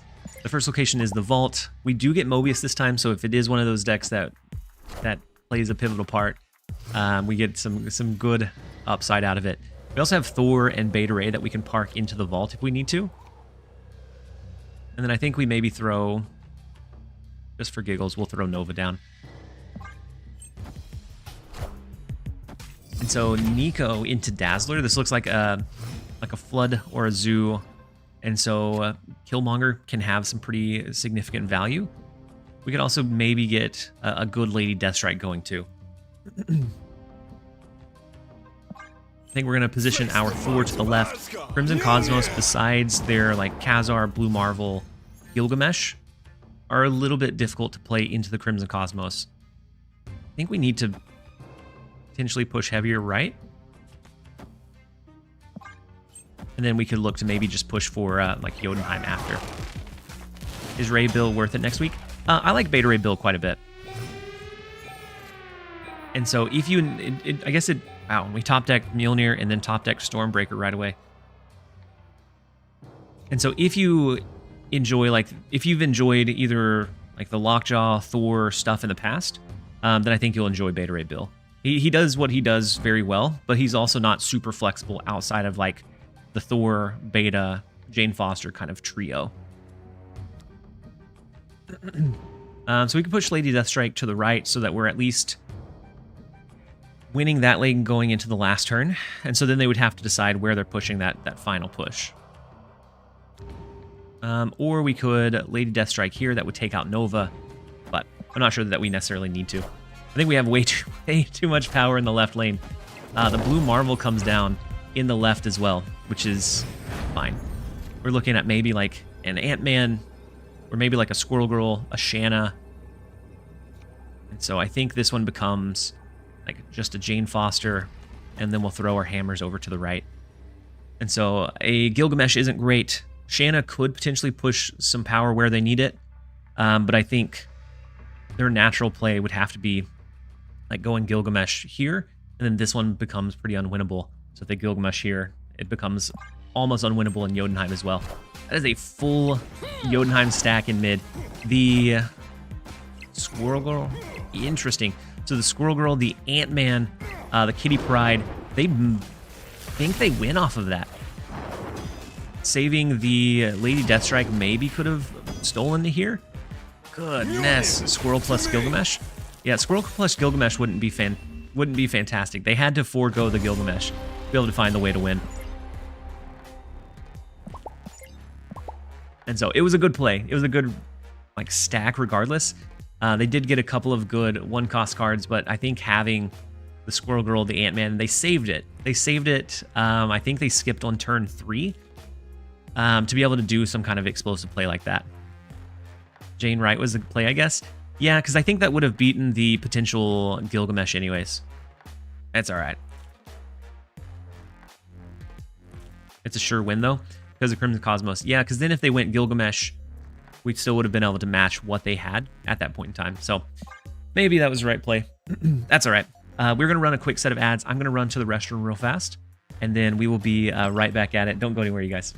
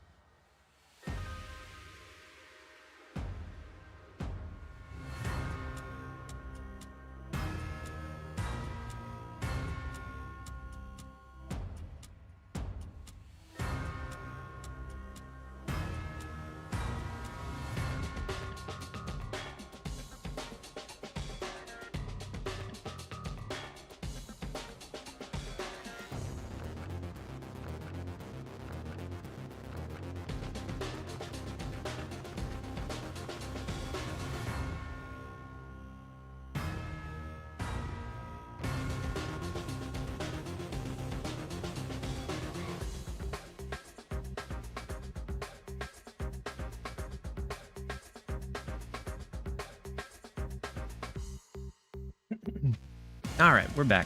And it looks like the ads are almost over, so we're going to go ahead and queue in. Wait, you live and learn? 100%. I've seen grown men cry over losing 6. Yeah, some people take the rank of it super, super serious. But I'd rather have fun trying out different builds. Like at the end of the day, we still typically stay in like the top couple of hundred. And that's honestly good enough for me. I think there's a lot of stress pushing for like top 10, top 1. And so I typically stay away from trying to do that in most games. But next up we have Prince Jojo. I'm happy being top 10. Yeah, and I think different people get different things out of the game. And it's definitely possible to be Opponent snapped. comfortable in like that top 100 or top 10k, top 90. And so they snap into the Sanctum Sanctorum, which I think is okay. We have Nocturne, we have Jeff, that we can curve both of them out. We can move over to the Sanctum Sanctorum to be able to win that one. And so I think we're okay. I almost want to snap back into it, just because I think this is a purely a Agent Coulson locked in Sanctum Sanctorum snap.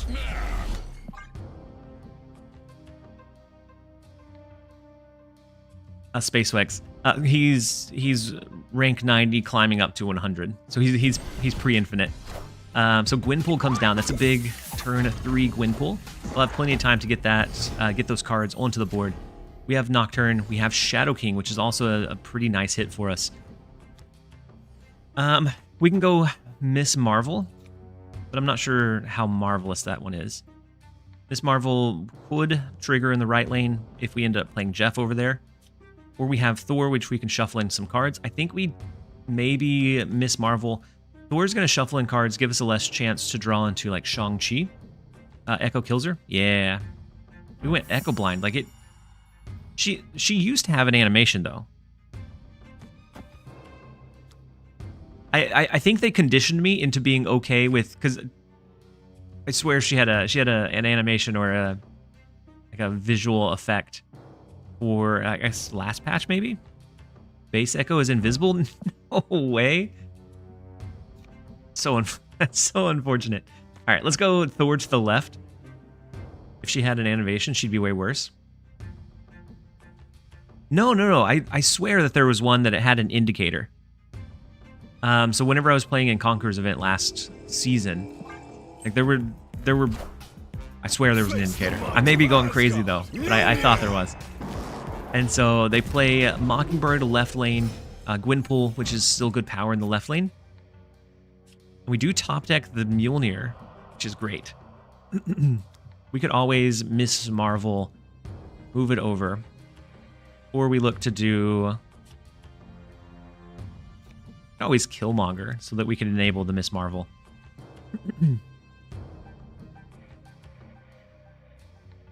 Does it when you have 2 cards on either side that meet her condition? Interesting. Echo Blind sounds like an ailment from the 1970s. But it's a real thing. So we could Killmonger, which would enable us to be able to do Miss Marvel plus a card in mid, since we can't Lady Deathstrike this turn. We do want to be able to do Shadow King, and so maybe we end up dropping initiative off of the Killmonger play. Which they'll have left, they'll have right. So we'll be able to set up like a Shadow King to offset the Gwynpool bonus. So let's go ahead and lock that in. This is for 4 cubes. Next turn we have to move Nocturne over to the right to be able to push for competing for that one. And then it might end up being like Miss Marvel plus Jeff. It just depends on what they play here and how it sets up into that last turn. The dog has one? Yeah, I know the dog has one. I could have swore that that Echo had one at one point. But if it's just the base one that doesn't, that's wild.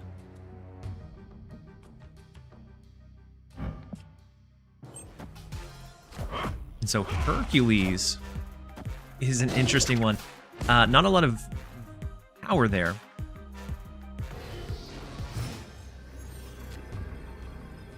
So the Nocturne move over. They have initiative, so we could always look to do Shadow King. We can also look to do Shadow King, Miss Marvel, Mjolnir as a way to set all of these to base. This would end up being 6 extra, so it'd be 8 to the left plus the 5, so it'd go up to 13.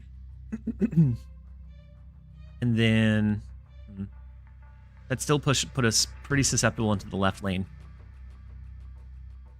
I do think we're gonna push this one. Cal Rosie, you just pulled in an 8 cuber with Galactus. I think we're gonna push it this way. See what we're able to. If I'm them in this situation, like I have to fight for Dream Dimension because I already have a really big lead in left. So we're gonna lock it in as this. The 8 cubes. So did they stay after Galactus came down? Because I'm assuming it's not a T6 Galactus that you dropped on them. And so the double drop is unfortunate. The Havoc comes down. The Arrow comes down as well, moving our Killmonger over.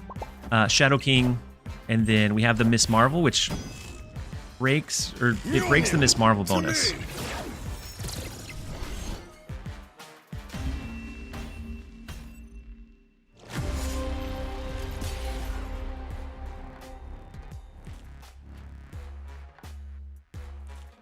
Which is unfortunate. Duke, you're absolutely welcome for the drops. Hopefully you enjoyed the stream as well.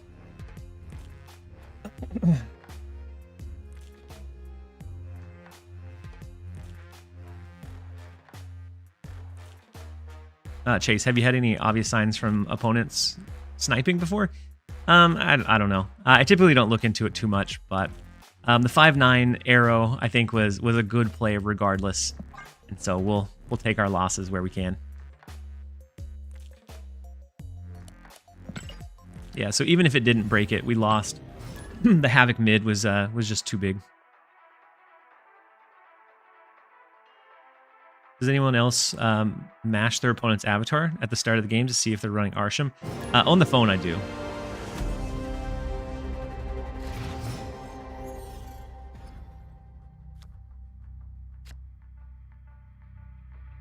Was it a snipe? So I don't think it.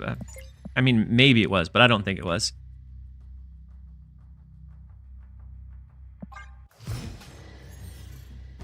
I think just the super hard base 9 power arrow to the left was always super hard to win against. And then getting the read that we weren't going to push mid super hard either. The most annoying thing about Arsham is I no longer have a concept of how much power they could drop. Yep, that's the frustrating thing when playing Arsham, is that you just don't know what their range is.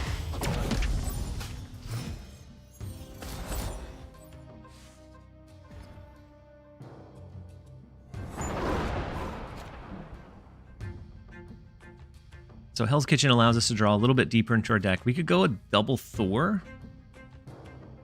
but I kind of like the idea of a double Nocturne. That way we can pull away Sinister London whenever we want to. Posture check. Thank you, Meltdown Kid. So Nocturne allows us to rip away Sinister London whenever we're ready to.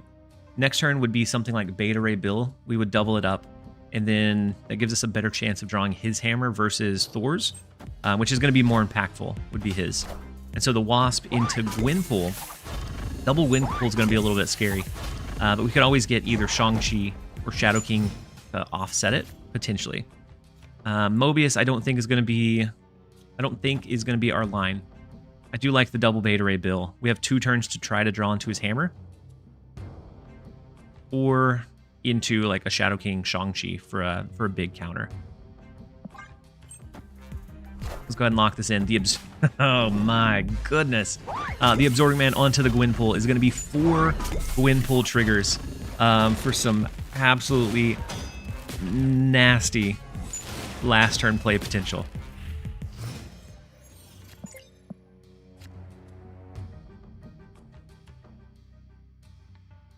I think...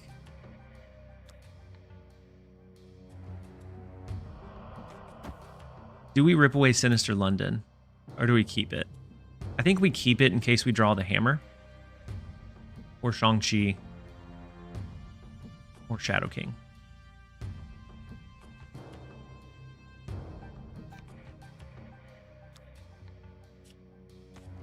We could Nova left into a Monger too.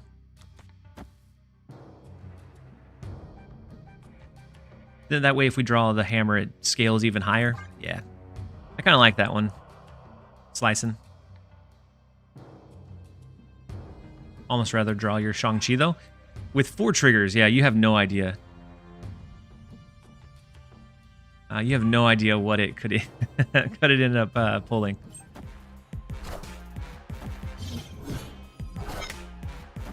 Can we see Arsham? Don't play if you don't want to. Yeah, we can look at it.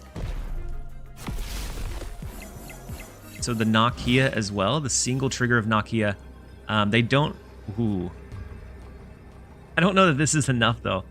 I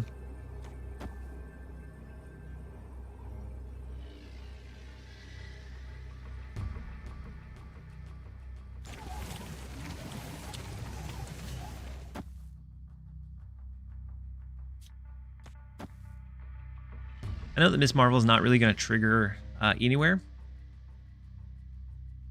but she's the highest base power besides Thor. Shadow King's going to set them back to base. I don't know is enough either. I do want to change Crown City because I don't think we're going to be able to win there. Since it's only 1 additional cube, I think we're going to lock this one in, and we'll see how it goes. So the Sebastian Shaw is big. The Mysterio is also big, and then just playing the base Mysterio to the left, or I guess one of them to the left. Double Shadow King. The double slap from Miss Marvel into mid is also really big and really devastating.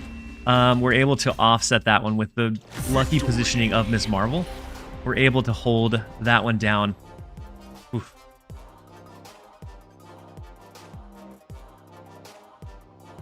Yeah, the double Gwyn on Shaw is so unfortunate. Oof. I'd be mad. I'd be a little bit mad too, because our Shadow King had to sit here. Our Miss Marvels had to stack into. I guess the second one didn't have to hit here, right? But the Shadow King had to go mid to be able to make that possible. A rough one. And so you said you wanted to see Arsham for 3 games. You made the redemption. So Z35 Dino. I don't have a recent one built out. I don't think. No, I ended up deleting the one that I had built out. So this was more of the like original concept, which I kind of went away from. So I think we take that one out. We can build another one, and I'll run it for a couple of games. I do like the deck that we were running and seeing if we can get some good climb going. What game were you playing on your snap break? I played through Baldur's Gate 3, but then after that I didn't really play anything. Just some like mobile games. Then I realized all of them were after a point kind of boring after a point. So for Arsham, you always have your big plays in, and I'll switch scenes while we build it out. And while we're building this one out, we're gonna run a quick ad so that it doesn't start whenever we're playing games. We're gonna run this, and then we'll build an Arsham up, and then we'll jump into a few games. And so I think for core, I think Alioth in mine. Alioth is like that missing piece for me, or it was whenever I was losing with Arsham. Was that missing piece that really felt like it tied everything together. It takes away some of those last turn counter plays. It does a lot of really big things for you. I think Blob is a given. We have the Arsham. For like the mirror matches, I still like the include of Hawk, because we are still seeing quite a bit of Arsham around. I do like Mockingbird. I know I was originally against Mockingbird, but with the include of like Agent Coulson playing those cards out, I think it does a decent amount for you. And then speaking of Coulson. I feel like he's also kind of core in that initial build. He's a 3 cost, right? 3/4.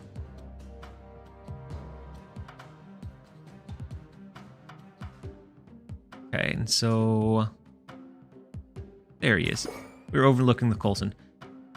So we have the Coulson.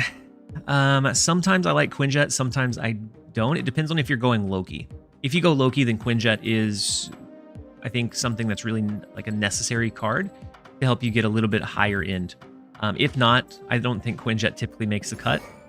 For this one, we'll go ahead and we'll play out the Quinjet Loki line.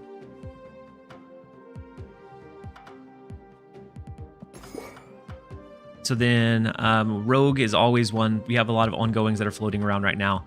The opponent's Blob. You could also do Mystique, but I think stacking those might be a little bit on the greedy end. So let's go Rogue. If I can find her.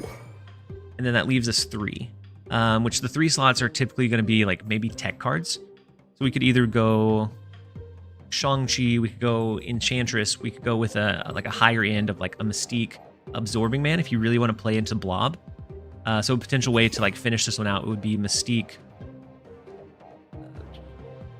Absorbing Man. Both of those can copy Hey, welcome. Blob. It took you long enough. So you could Blob on 5, Mystique and plus Absorbing Man on 6, and that gives you just a huge range of what you can pull and how you can pull it. But with less Hawk flying around, I don't feel like those are as necessary anymore. I do like floating back into like a Shang-Chi because a lot of times you're going to need to be able to counter the opponent's big plays. And then we have a couple more. Jay Ramble, thank you so much for the tier 1 sub. Hopefully you're having a fantastic day so far. And so you could also go like Meltdown Kid. You said Prime sub taken away? It got taken away? Yeah, Coulson and Mockingbird I think are core. You could go Super Scroll. Nick Fury I think is another good one. Typically I only sit on running like 1 card generator.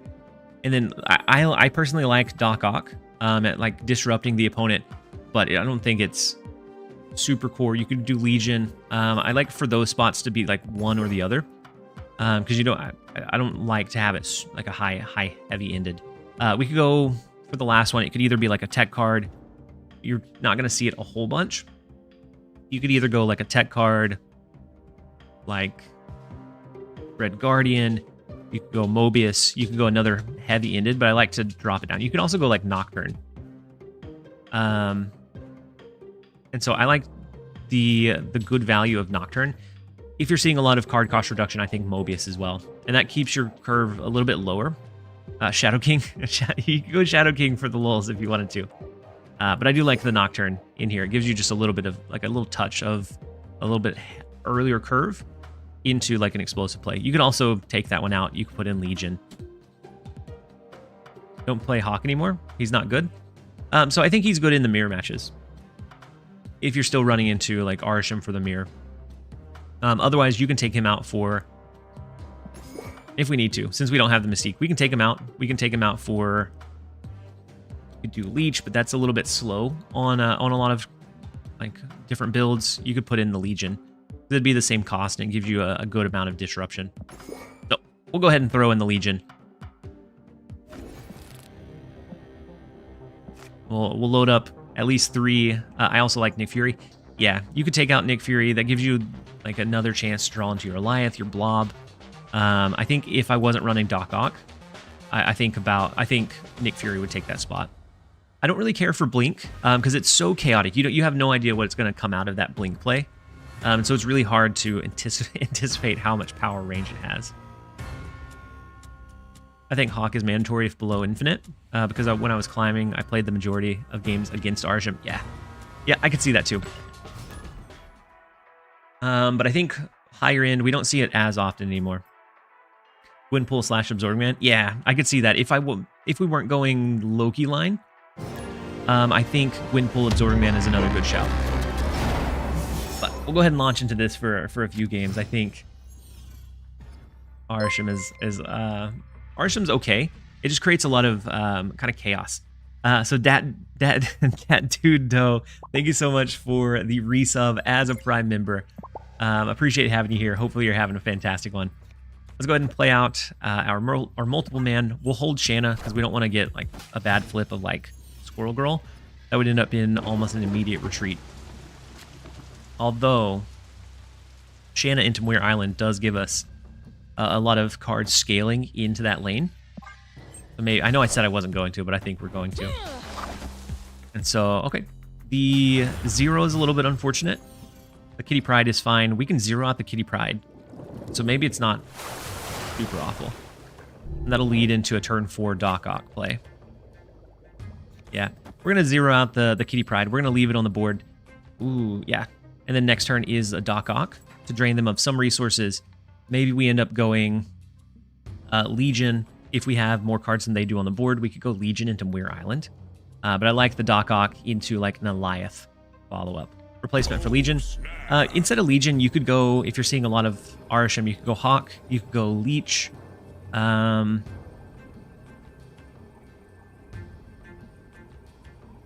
could also go Gwynpool if you have her. I think she's a great card for playing out early.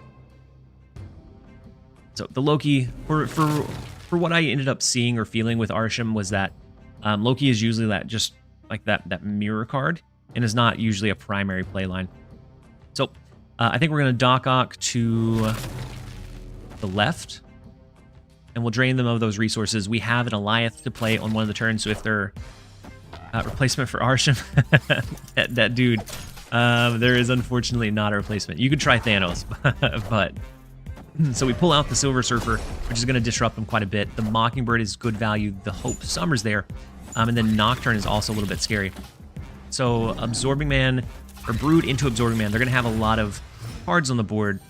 But with Silver Surfer, they've already played like kind of one of those big, heavy-handed finishers. And so I think something like maybe Blob into an Eliath mid might be what we're looking at doing. Because typically a Surfer deck's not going to have any really big, heavy counter plays. Untap's not working for you? Like the overlay, Rohan? Switch scenes again? Oh, thank you. There we go. Alright, so they're going to have 3 cards in hand going into this last turn. I think we just go... maybe Eliath mid. That pulls in, completes the Ant-Man. There is a chance that they like move the Nocturne and they have a Shang-Chi.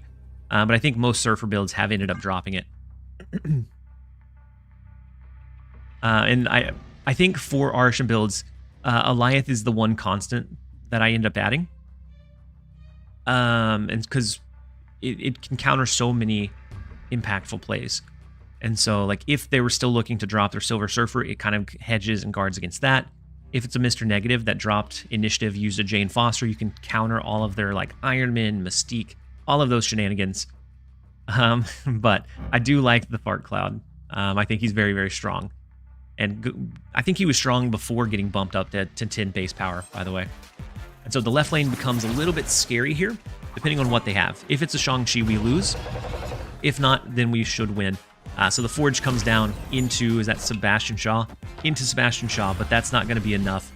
Even after the scaling comes through, we're able to win left, we win mid, we'll take it.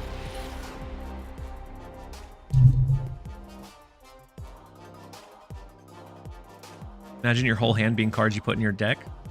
Wow, that is kind of what happened, right? Besides the Shanna and Multiple Man?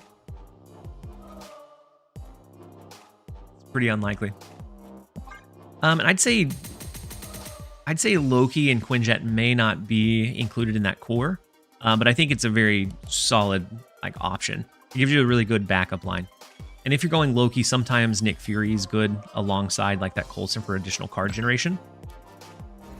Doc Ock is good in Arsham. It gives you a lot of extra strength. You can kind of disrupt what the opponent wants to do.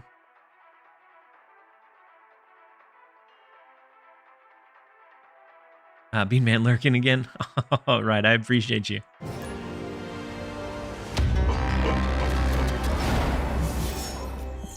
so next up we have Hello, Hello. The first location is gonna end up being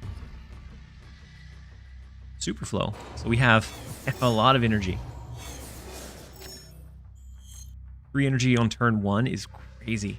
So we can go Nocturne, but I like the idea of Coulson giving us those curve cards. So we'll have a 4 to use, we'll have a 5 to use. TLSG is the #1 Doc Ock player. I'm a big supporter of Doc Ock. He's very frustrating and disruptive. And so there are times or points in time where he's not super strong, especially in like the Hella meta. There's sometimes you would fall if you're going against like Cerebro stuff. He also ended up just helping them more than it helped you. But there are ways to always get value out of your Ock. So we have the Jubilee, but I think we're just gonna go Nocturne instead. Very frustrating for the person who plays against him or plays as him. Little Arisham action. Chill Pill, welcome in. So we had a deck request for a minimum of 3 to run Arisham. So we're running a little bit of Arisham going into today. So we could Sandman, but I don't know that does us much good. We can also do a Jubilee, and the backup of Mockingbird is massive. Second bird? All right, we'll snap into it. And it is Arisham versus Arisham, by the way. So I think we're going to Jubilee into mid. We're going to go for that Hail Mary pool, see what it ends up hitting. Doc Ock would be okay, because it would clog them up. But the double bird, I think, is big. Dino? No, you're fine. Arisham, I think, has a lot of strength. It was so commonly played for quite a while. So their cannonball changes our Nocturne to the left into World Forge, which is crazy. Honestly, drawing Loki where I can play him on 3 is a snap for me. Yeah, especially, I mean, it depends on who you're going against. In the mirror match, I think absolutely. So we could Sandman, which would bring these down to 2.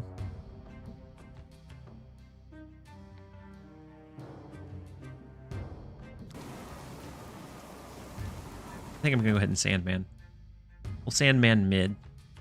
Next turn would be like a blob into Mockingbird, something else. Oh, and they still played into Vibranium Mines? Craziness. So World Forge turns us into a Hellfire Club. I am always a little bit hesitant about... I actually love World Forge. It's a crazy one for sure. Xiao, welcome in. Hopefully you're having a fantastic one. So we could always do Sentinel. No, we can only play 1 card. Whoops. All right. So in that case, we have Blob. We could change one of these locations, but World Forge is just going to change it too. Maybe they forgot it's not Weir Island anymore. They might have. All right, so we have the Blob. They have Blob as well. And so going into this last turn, we have 7 energy. We could, and I think what we're going to do is Rogue.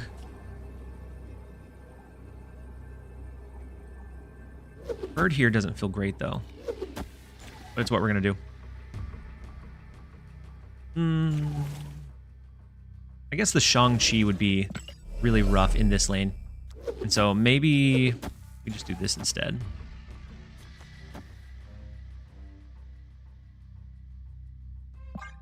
We're going to send this and hope that they don't have the Shang-Chi. If they do, then there's a chance that we lose this one. Blobapalooza with Arsh Mirrors, yeah. And for a while, it was so bad that it was like the Mystique and the Absorbing Man into it, so very regularly it would be like 5 on the board. And so Mystique trying to copy the Blob, but we stole theirs away, so they're not able to copy it. We have the lead in the left, the lead in mid, and that is 2 in a row. That ends up being 4 cubes, which Arsham's a crazy one. It's just, if it's too common, then people build those heavy counters against it. And then Carson, St. Louis Carson, you said I have a question and need somebody's opinion. So I have both Venomized and Dan Hip variants of Killmonger. I can do gold and inked for both. I just don't know which one. You unlock the silver outline. I know Venomized typically looks pretty good. I think Dan Hip would be more common, so I would probably go Venomized.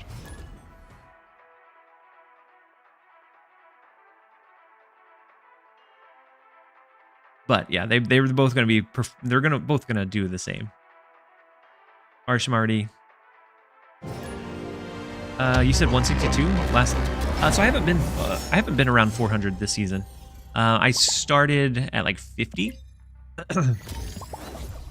We lost 8 against this player earlier with the arrow.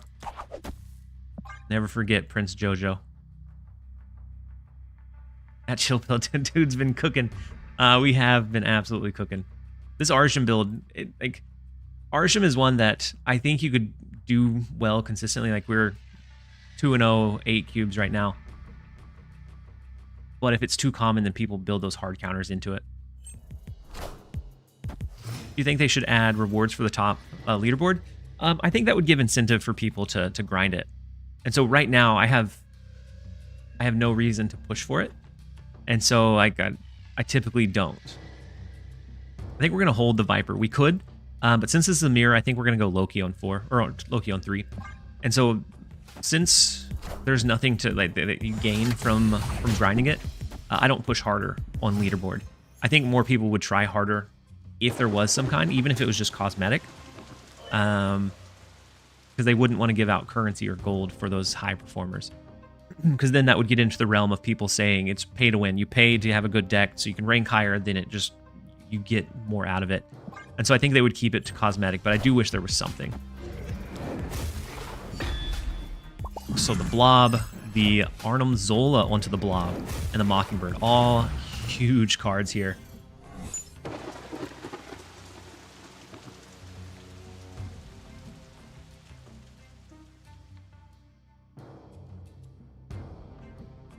Hernandez, you said it isn't that the point? Yeah, that's the point of the pre-infinite grind. But ooh, a double ooh, no. A double Arnim Zola? Zola the Loki? I kind of want to do Blob into Zola. Into maybe another Zola. Blob into Zola, into Zoloing the Zola?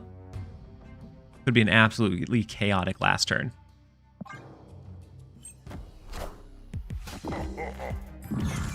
I do like the Zola line. It's going to be nuts. Wait a turn? Kill their Hawk?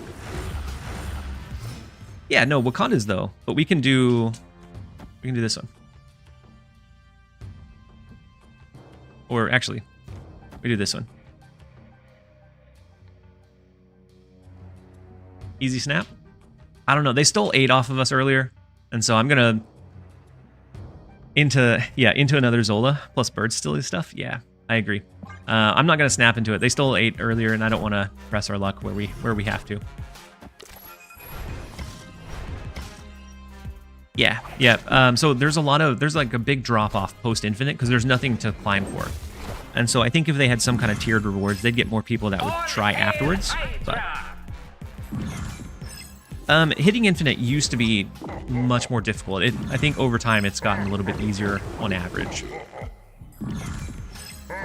People are still already playing. Yeah, but if they're wanting to keep up different KPIs, I can see it.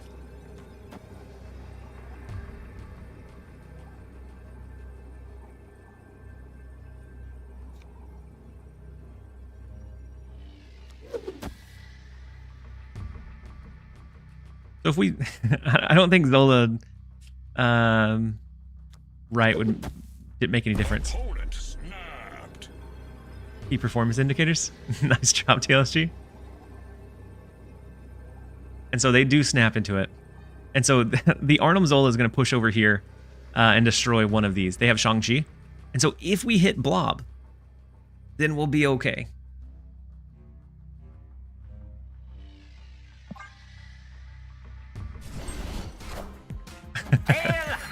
You pulled it up just in time for a good boy cameo. I hit the Loki. Super unfortunate. Why not just Zola right? We get an extra 1 to the left by playing it in mid.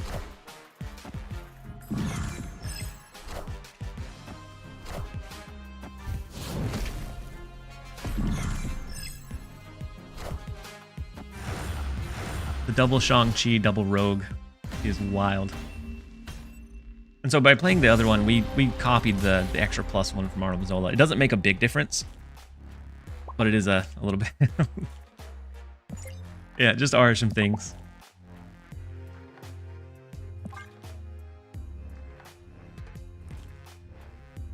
So Hernandez, a big part of like mobile games and like judging relative strength is like how long people are playing on average, like how many times they're logging in, how much time they're staying, and so yeah. And so I think if it gets to where it's dipping, I think they use that as a potential lever. If you hated Loki before, just wait. We got a new card called Arisham coming out. It's gonna revive Loki to the extreme.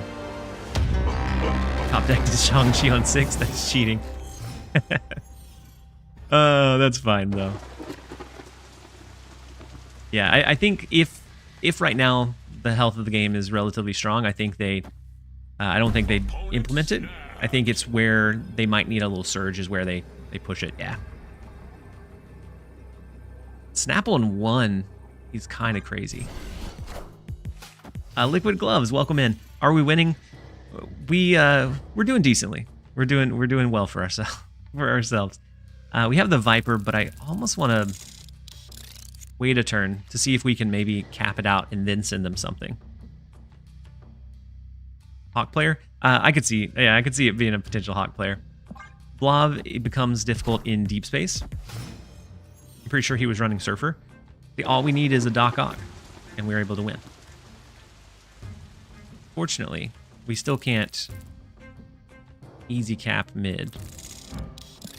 Or easy cap left. They saw Arsham and turn 1 player. Yeah, I do think they saw the Arsham. Snap back into it? Wait, how come? I don't know that we hard win against... I don't know that we hard win against it. And so I don't think I'm going to snap back. Viper right? Yeah, we're going to Viper right. The Electro is interesting, and that's built into their base deck.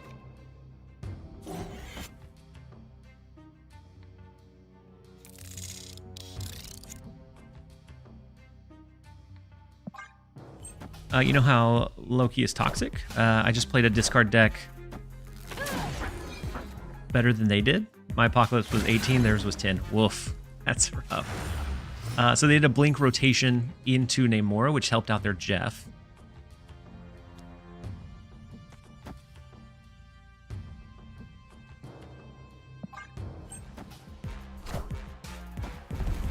Sandman on 6. Their Jeff can move. Sad that Warlock never made it into Arshmalus. Yeah, he's just a little bit too slow, unfortunately.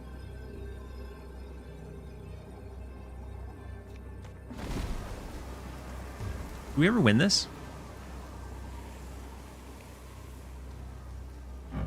So Namora, Blink, Sandman. I don't think they typically run Shang-Chi, right? A leader could copy it, but it would depend. I don't think they would win the point differential. I guess moving this and then leader here would win.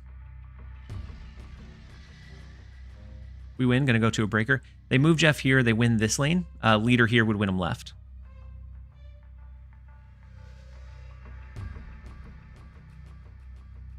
Odin? Leader loses if they move? I think leader left. Oh yeah, it does lose because of Warpath. Odin onto the Namora. Into blinking the Sandman. Could be a big one. Curious. So they move the Jeff into the Red Hulk, which scales and wins the left lane. Oh no, they win by 1.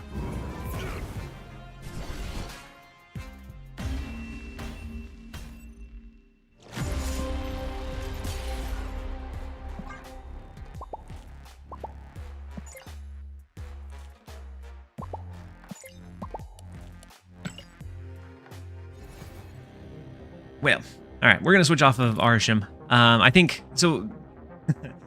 Part of when I went from rank 300 to 2000 last season, was trying to play in or directly countering Arsham.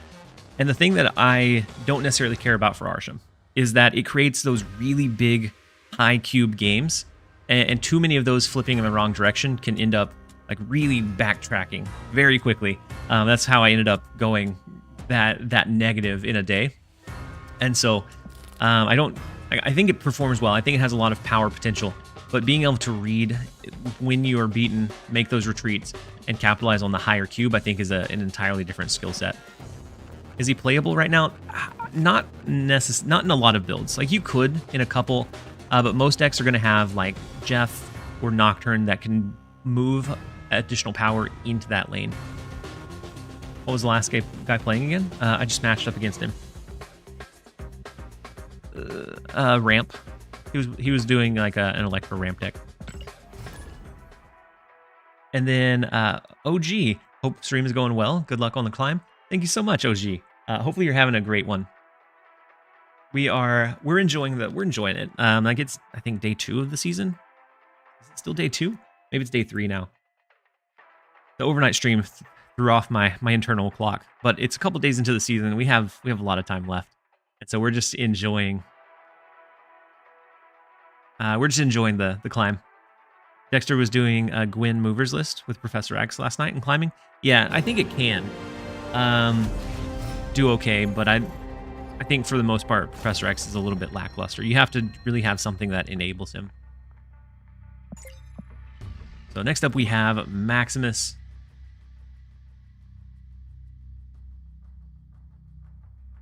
Lady Death or Professor X needs Hydra Bob. You might be right. You might be right. Next up we have Mr. Maximus, who some people say looked like Dexter whenever he had his long hair. The second location ends up being a Teal'c, so we're going to shuffle our cards. It's a little bit unfortunate. Medusa looks like either C5 or in like an Odin build. Oh, it's an Arsham. It's an Arsham deck. But they had Medusa built into it, which is kind of crazy. Maybe they're just going for good value Arsham instead of like the greedy stuff. We do get Thor before we shuffle our cards. Either that or we go Nocturne. I think I'm going to go Thor here. Nice Thor split. I really like this one on it because it creates that additional particle effect on the hammer. So I really like this variant with that split. So they had Gwynpool on 3 into shuffling those cards, so the chance that they actually get the payoff of those are probably not that great. We have Lady Deathstrike, but we are seeing quite a bit of high-end cards that are above that 3, so she's not paying off as much as I typically intended, but we still have some good targets in like a lot of Iron Men floating around, a lot of Mystiques, that sort of thing. A Teal'c location should be thrown into the sun.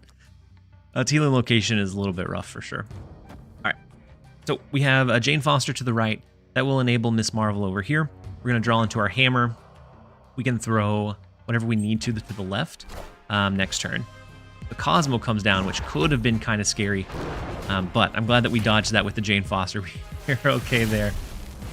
If you play Lady Deathstrike on one of the hammers and pull Phoenix, you can get another stronger hammer. We could have. That would have been a potential line for us. All right, so the Cosmo here, I don't think we're winning mid, but I also think they kind of give up the left lane.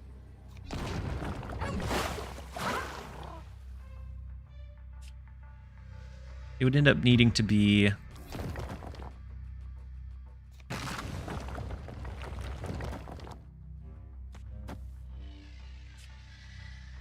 something like this. But I don't know that this wins because this is 5, 6, 7, 8. This is only 13 to the left lane. And they can move that much over there just by existing.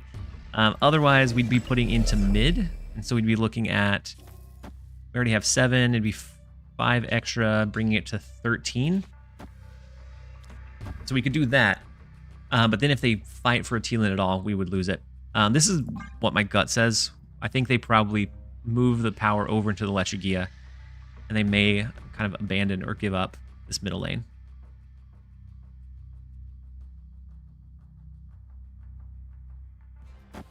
Nocturne Vision is scary? Yeah.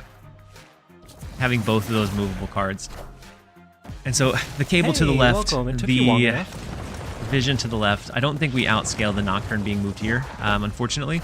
We just don't quite have enough oomph. But even if we pushed over to the left, we wouldn't be able to outscale what was here. Baltazar, thank you so much for the Prime sub.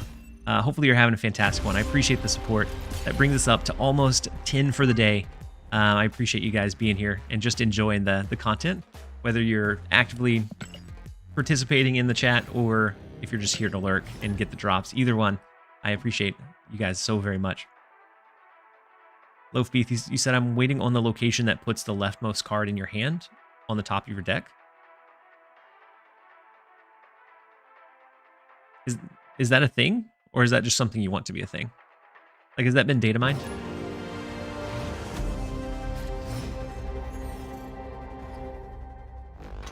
All right, we may switch up out of this deck if we don't turn the slump around.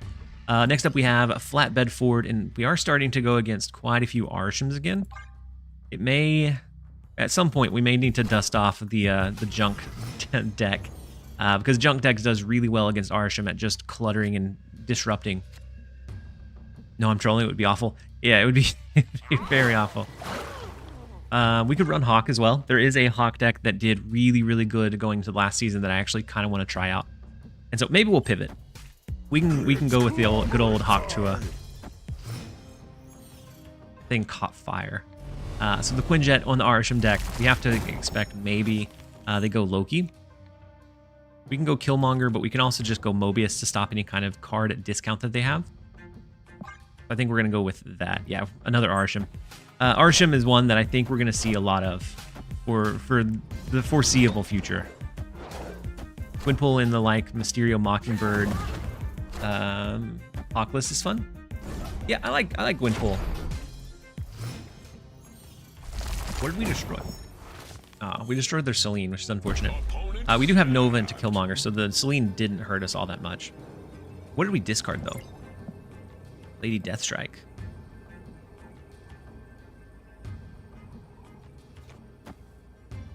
So the snap from them is a little bit scary. If they end up having Blob or something big in Castle Blackstone, we do have Shang-Chi. We also have Nova into Killmonger, which will help. That's a turn. That is a turn 4 Blob, which is really unfortunate. We have Captain Marvel. That will be that roving resource for them. I haven't seen Miss Marvel in a long time.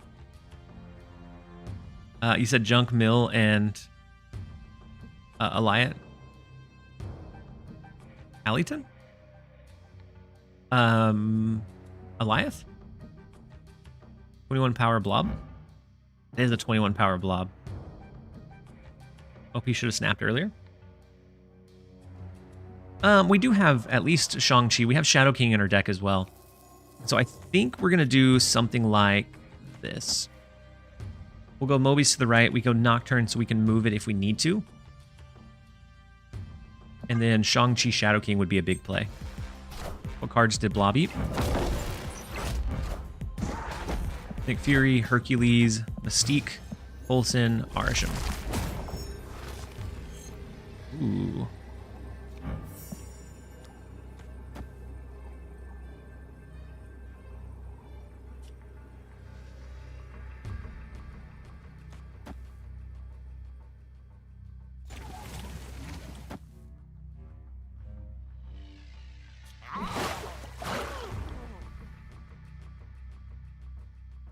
So maybe it's more like Shadow King, move Jeff, move Nocturne, play Shang-Chi to the left. We'll get Miss Marvel to the left. It goes to the right, but that's not going to win us. We just want to be protected from the Captain Marvel play. I think I'm going to sit with this. Eliath? No, no, that dude, you're fine. They could mid Eliath. They could, which would be very scary. We wouldn't be able to Shadow King offset their cards, but we'll see. So the Ghost Spider doesn't pull anything. The Mr. Fantastic mid is not super fantastic for him. The Shadow King comes down. Should win us the... Ooh, no. Captain Marvel moves over and wins the middle lane.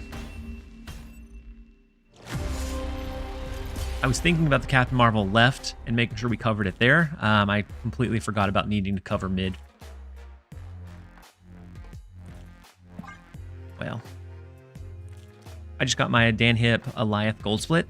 Nice, Packer. All right. So let's run into this one. I picked this one up from somebody on Twitter. They used it last season in the height of the Arsham meta to be able to climb to #1 in the world. And so this is the Sarah Hawk deck. I think it's Zeno was the one that I picked it up from on X or Twitter. But I wanna make sure before giving that credit out. I'd hate to give it to the wrong person.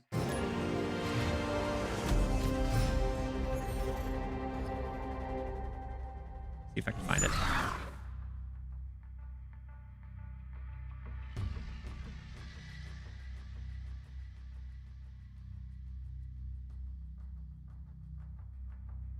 Well, I didn't find it easily, so maybe I'll dig for it here in a little bit. A few creators are featuring this deck this week. Yeah, I think maybe it's outside of its height of time or its prime, but I do think it's still very strong. Mystique just for Hawk. For the Hawk or Sarah, you could potentially, well, no. Sarah wouldn't be great. So yeah, pretty much just for the Hawk. Or Cosmo. You could use it onto the Cosmo if you really need to block 2 lanes.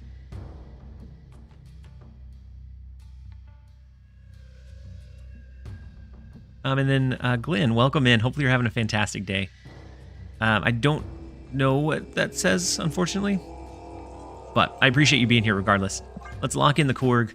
I probably should have snapped before the Korg came down, but Dagger onto the Strange Academy is potentially really big.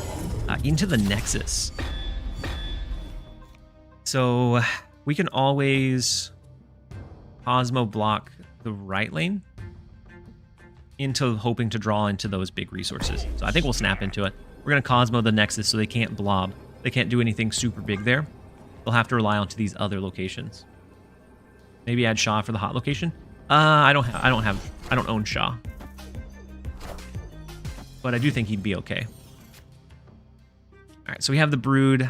But I don't think we necessarily need it. Unless we're doing Brood and letting it push over to the right into like a Silver Surfer Absorbing Man. I run Shang instead of Mystique, playing a bit more on the Sarah control style. Yeah, I could see that one doing okay. You said Glenn just said, what is the application for Deck Tracker? So I think it's Tracker. So the first one is the site that it comes from. The second one is my affiliate link, which gives me just a little bit of support back if that's where you download it from.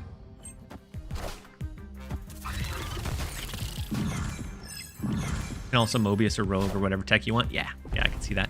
The Sandman on 4 is kind of big. So we could Mockingbird to the right to get a little bit of value. But I think we Sarah. Being able to do Surfer plus Absorbing Man ends up being pretty big. We are going to cap out that right lane, but I think it's fine. We are the future. Magneto pulling the Cosmo over is unfortunate. That was a lot of 3-cost cards that it could have hit, and it pulled the one that we needed it to not. Zuns. Thank you, Swift. That's who we were thinking of. And so I don't think we ever win now. And game's over. Yeah, I think the game's over now. This only adds like 12 over there. Sig, yeah, 12. Well, it's a rough one. We'll give him the fist bump where it's due.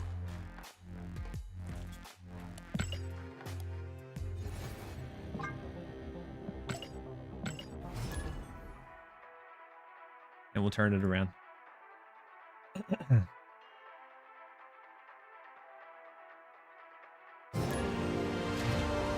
Next up, we have Colombian running the Electro ramp deck.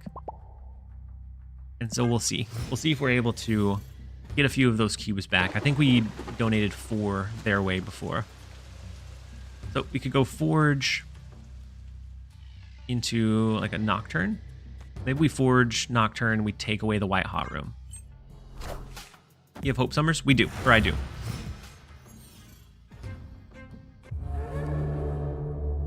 I am Ego, We're gonna and this is my we're gonna let Ego take control. And it looks like they're throwing. Silver Surfer on 3. Not for you to decide. It is gonna be Ego who decides who gets the cubes this time. Brood, so it looks like maybe they switched off of the Electro Ramp. I never played Ego ever. Woof. The Absorbing Man to copy the Silver Surfer too. He opens the deck up widely. I could see that, yeah.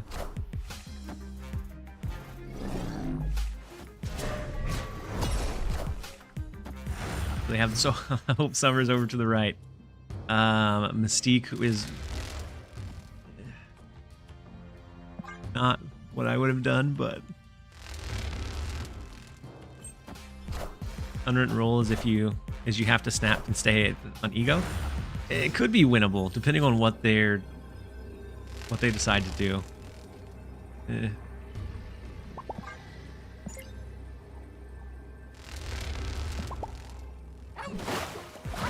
The Jeff move into a play in Weir Island, being Sarah.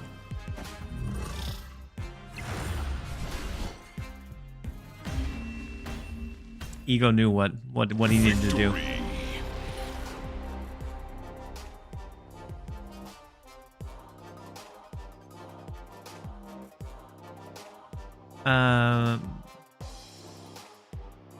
Yeah, so it's at least a 4. Yeah, usually if someone double snaps me, I stay. Ego knew what he was doing. Ego knew all along what he was pushing for. Props to the opponent for staying. Yeah. Yeah, if somebody snaps me back on Ego, I usually stick it out till the end. Because that one definitely could have been a loss. As the next game's starting up, we're going to run a quick set of ads. We're just going to run a quick minute. I'm going to see if maybe doing that a little more often instead of like creating those breaks might make that transition a little bit bigger or a little bit better. And so those that are getting hit with ads will only end up taking or hitting the first maybe turn or two. And then Space Wax, glad you're back though. I'm very glad that I'm back. And during drops, I think is a really cool time to be streaming and be trying to make that comeback. And so I'm enjoying doing the videos. I've been enjoying doing the streaming quite a bit. I think it adds like a different element to it for sure. And we've been having... Last stream was wild. Any of you guys that were here on last stream, Hey man, we averaged over 1,000 for the entire thing. It was over 8 hours. And so definitely it has been a blast coming back and getting reacquainted to the game again. So we're going to go ahead and snap into Hello Hello. They do have the Quinjet, but we have the Hawk, which is going to be massive. We have Forge, which is going to hit Hotel Inferno. Probably not pulling much from them. Enchantress. It does pull much from them. And then into Fogwell's Gym. So let's go ahead and hit the buffed up Rock Slide to the left. Add as much disruption as we possibly can here. And then Pixie is going to be wild. So Rock Slide into Absorbing Man to copy the Rock Slide, I kind of like. They're less likely to draw into the rocks, but even 1 or 2 can be really detrimental to them.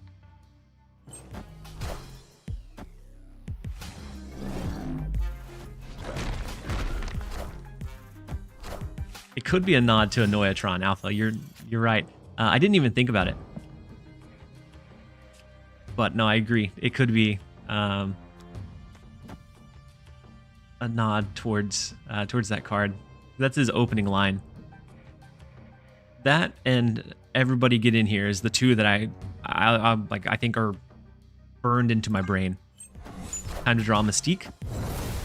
Drawing Mystique would be pretty big, but they go for the extra energy to the left. Ooh. All right, so we win here. Cosmo? No. Okay. They end up hitting the retreat. With the initiative, we could have maybe Cosmo blocked like a blob, and we'll take the 2.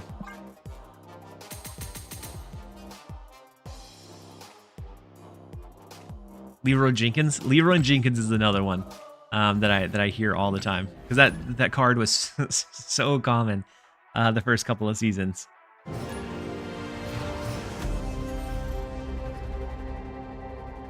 All right, next up we have Bane, Juan, and another Arsham deck. So with Arsham making a comeback, I think it might be a really good time for this deck.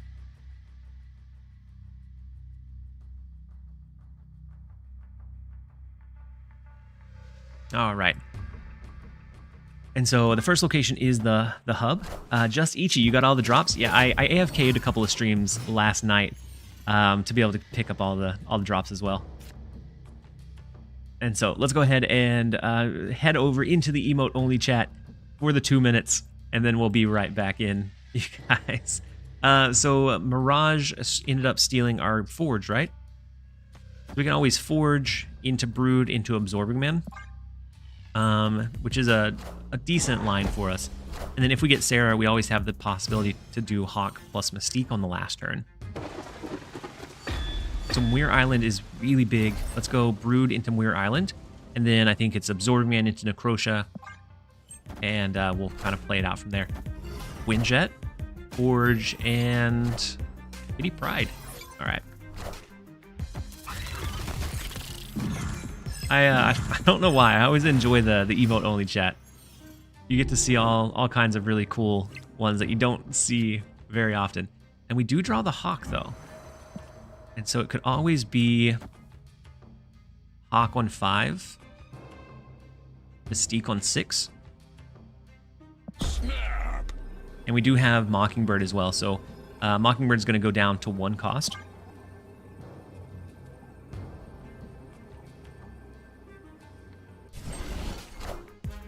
And so I think it's enough for us to snap into. We have the little broodlings in Necrotia, which do get reduced in power, but I think it's okay. Their Yondu hits our Korg, giving us a better chance to draw into Sarah next turn, which would be beautiful. Red Guardian hits Forge. I think is all right. Well, let's see what we end up pulling here. Cosmo.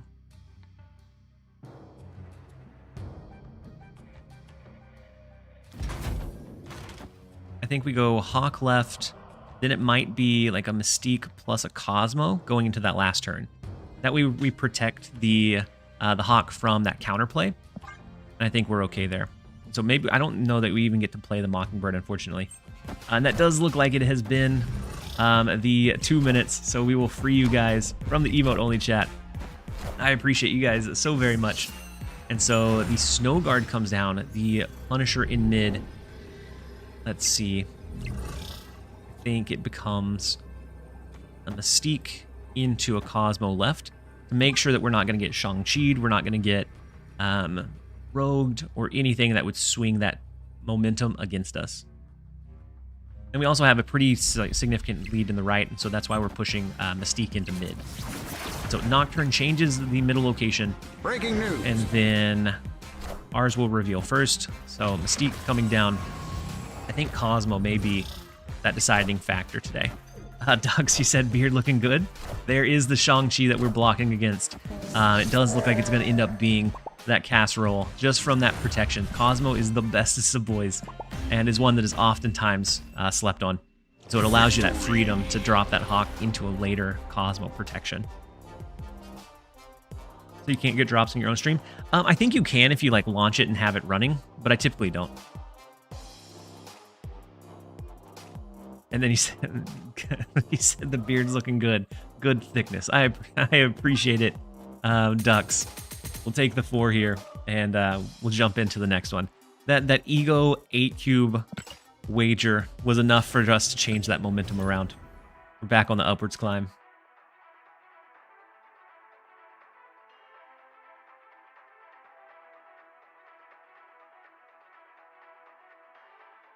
You said, hey, TLSG, glad you're back. What are your thoughts on Arsham? Hey, welcome. It took you long enough. I like the craziness that Arsham creates, but it can be kind of frustrating because it's a lack of information on even like a relative range. So it's the same thing with that.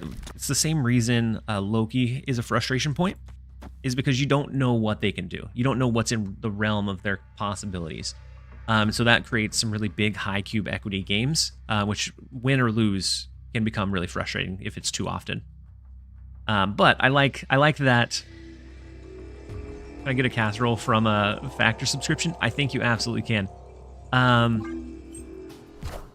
What I do like is that it creates that ability to really think through those games. So you have to kind of sometimes work with that RNG as an Origin player to find the best ways to win. And so I think I like it, but I can also see where it gets frustrating if it's played too often. And then Sackmoon, thank you so much for the Prime sub. Very much appreciate the support. That pushes us to the Big 10 for today. Appreciate having you here. Hopefully you're having a fantastic day. I like this deck with Jug in the Mystique spot. I could see that, or I could see like a reason for wanting or needing that. I think we're gonna go ahead and forge the Brood. We're gonna let one get destroyed. That way it gets the extra power from Stark Tower. And we do have a turn number 7 with Limbo, unless we draw Nocturne to turn it off. Nocturne replacement. So you could go another 3-cost slot. So you could go Red Guardian. You could go Juggernaut. Would be another, I think, a decent line. That was mentioned just a second ago. I got to Infinite for the first time with Arsham. I've never had so much fun. Yeah, it's one of those decks that you have to really kind of think on your toes a lot. And so it can create some really fun play styles, but when it's too common and it creates those big high cubes, that's when I start not having so much fun, because it's very consistently like 4 and 8 cube matches. So the Cannonball pushes Korg into mid, which is super unfortunate. We do have 2 cards that will get buffed up from our Silver Surfer. We do draw into Hawk, which is really big. Hawk into Mystique. And I think that's going to be a snap from us. Drawing into that big finisher. Even if we lose mid, the Hawk Mystique dynamic duo against Arsham is really tough to beat. Can't fully mill. Nope, still here and still playing mill. Yeah, mill I think is still playable, but it doesn't do as well into Arsham. You have to rely much more on like the Doc Ock from it. All systems go. Said just kept track, playing 17 games. 9 of them were against Arsham. I was able to win one of those games of the Arshams. All but 2 were Loki Arsham. Yeah, I can see it. It can create some really frustrating like play potential. So we could always go Hawk Mystique now, which would open up the play line for Surfer Absorbing Man next turn. Either that or we go Surfer Absorbing Man this turn. Opening up the play line for the Hawk Mystique after that, which I think is what I like a little bit better. That's going to give us back the lead here, so they'll know they'll have to play for it. Never mind.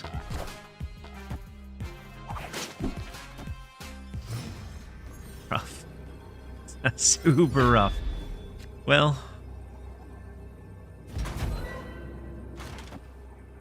we don't have initiative. The only thing we lose to, I think, would be an Absorb Man to copy the Eliath. Yeah, they can't go mid now, but we can't push anything past it because they Eliath our Surfer. I think we're going to go with this. Odin or Absorb Man are both potential that they have built in. And so if this is the Abs Man, we can't win against it. But Hela, on the other hand, we can beat the Hela play. The Hawk, the Mystique copying it. There's a lot of ways you lose it, and that's the scary thing about Arsham, is that you're going to end up in those 4 and 8 cubes a lot more often than you normally are. A lot of times, if I'm going into a 4-cube match, I want a really good chance of being able to win. And that one, it just comes down to what cards they either generated or have, and if it is enough to like swing those back into that favor, and you just don't have a good range of like data to pull from.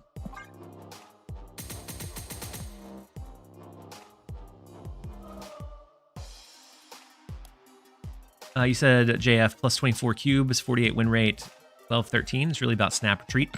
Yeah, Snap Retreat is also really important. I think just in general. I didn't record that one.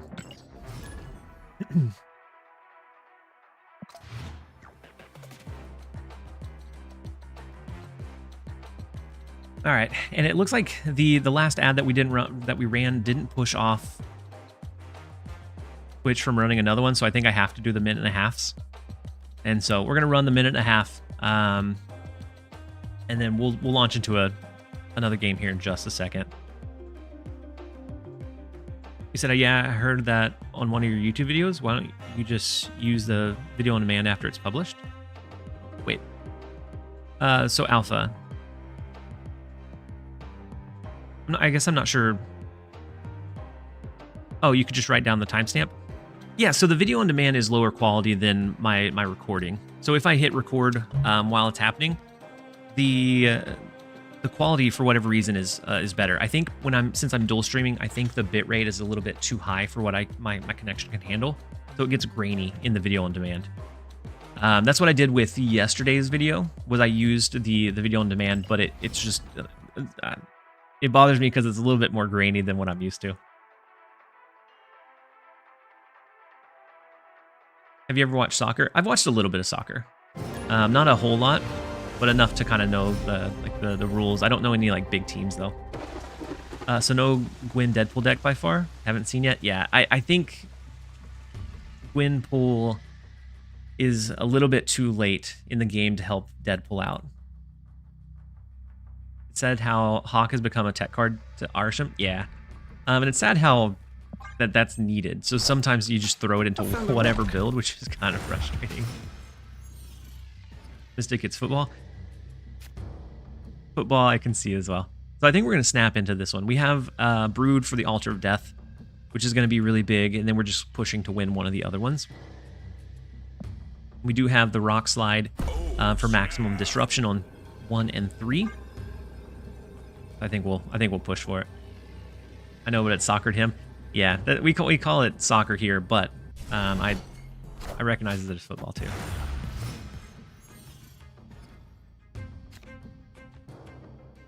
Princess, welcome in. I was trying to read your name and I was having a tough time doing it. But Princess, welcome in. Hopefully you're having a fantastic day so far. So we could Rock Slide Rotation. That gives us a chance to pull it again. Where's Gwynpool? I don't have Gwynpool in this build. And then 1. It's good to see you as well. I'm glad that you're here. Hopefully you're having a fantastic day so far. So the Nocturne is also kind of decent. We could either rip away Muir Island because we can't really do much against the double scaling. Maybe we just push to win in the Quantum Tunnel instead. They get the... oh no. We get the Rock Slide right back in our hand. So we're going to add another rock to them. I think we give up in Muir Island. We have to look out for Juggernaut here. But I think Altar of Death becomes very winnable with just like a Brood or a Nocturne move. Oh, mother. Okay. I was trying to figure out the MTHR, what that stood for. So the She-Hulk to the left, the Absorbing Man doesn't hit anything, but the Gwynpool plus Zabu in this deck levels it up. I could see Zabu doing okay, but he only really has Gwynpool as that target, right? Otherwise, it becomes kind of clunky with Absorbing Man. All right, I think we're going to Sarah into whatever we end up dropping next turn. So we have Hawk still in our deck. We have Cosmo that we would have to look out for a rotation tool. They get a Nocturne of their own, so they can change the Quantum Tunnel now. They did destroy one of the rocks in Altar of Death, so they can do a big last turn play here.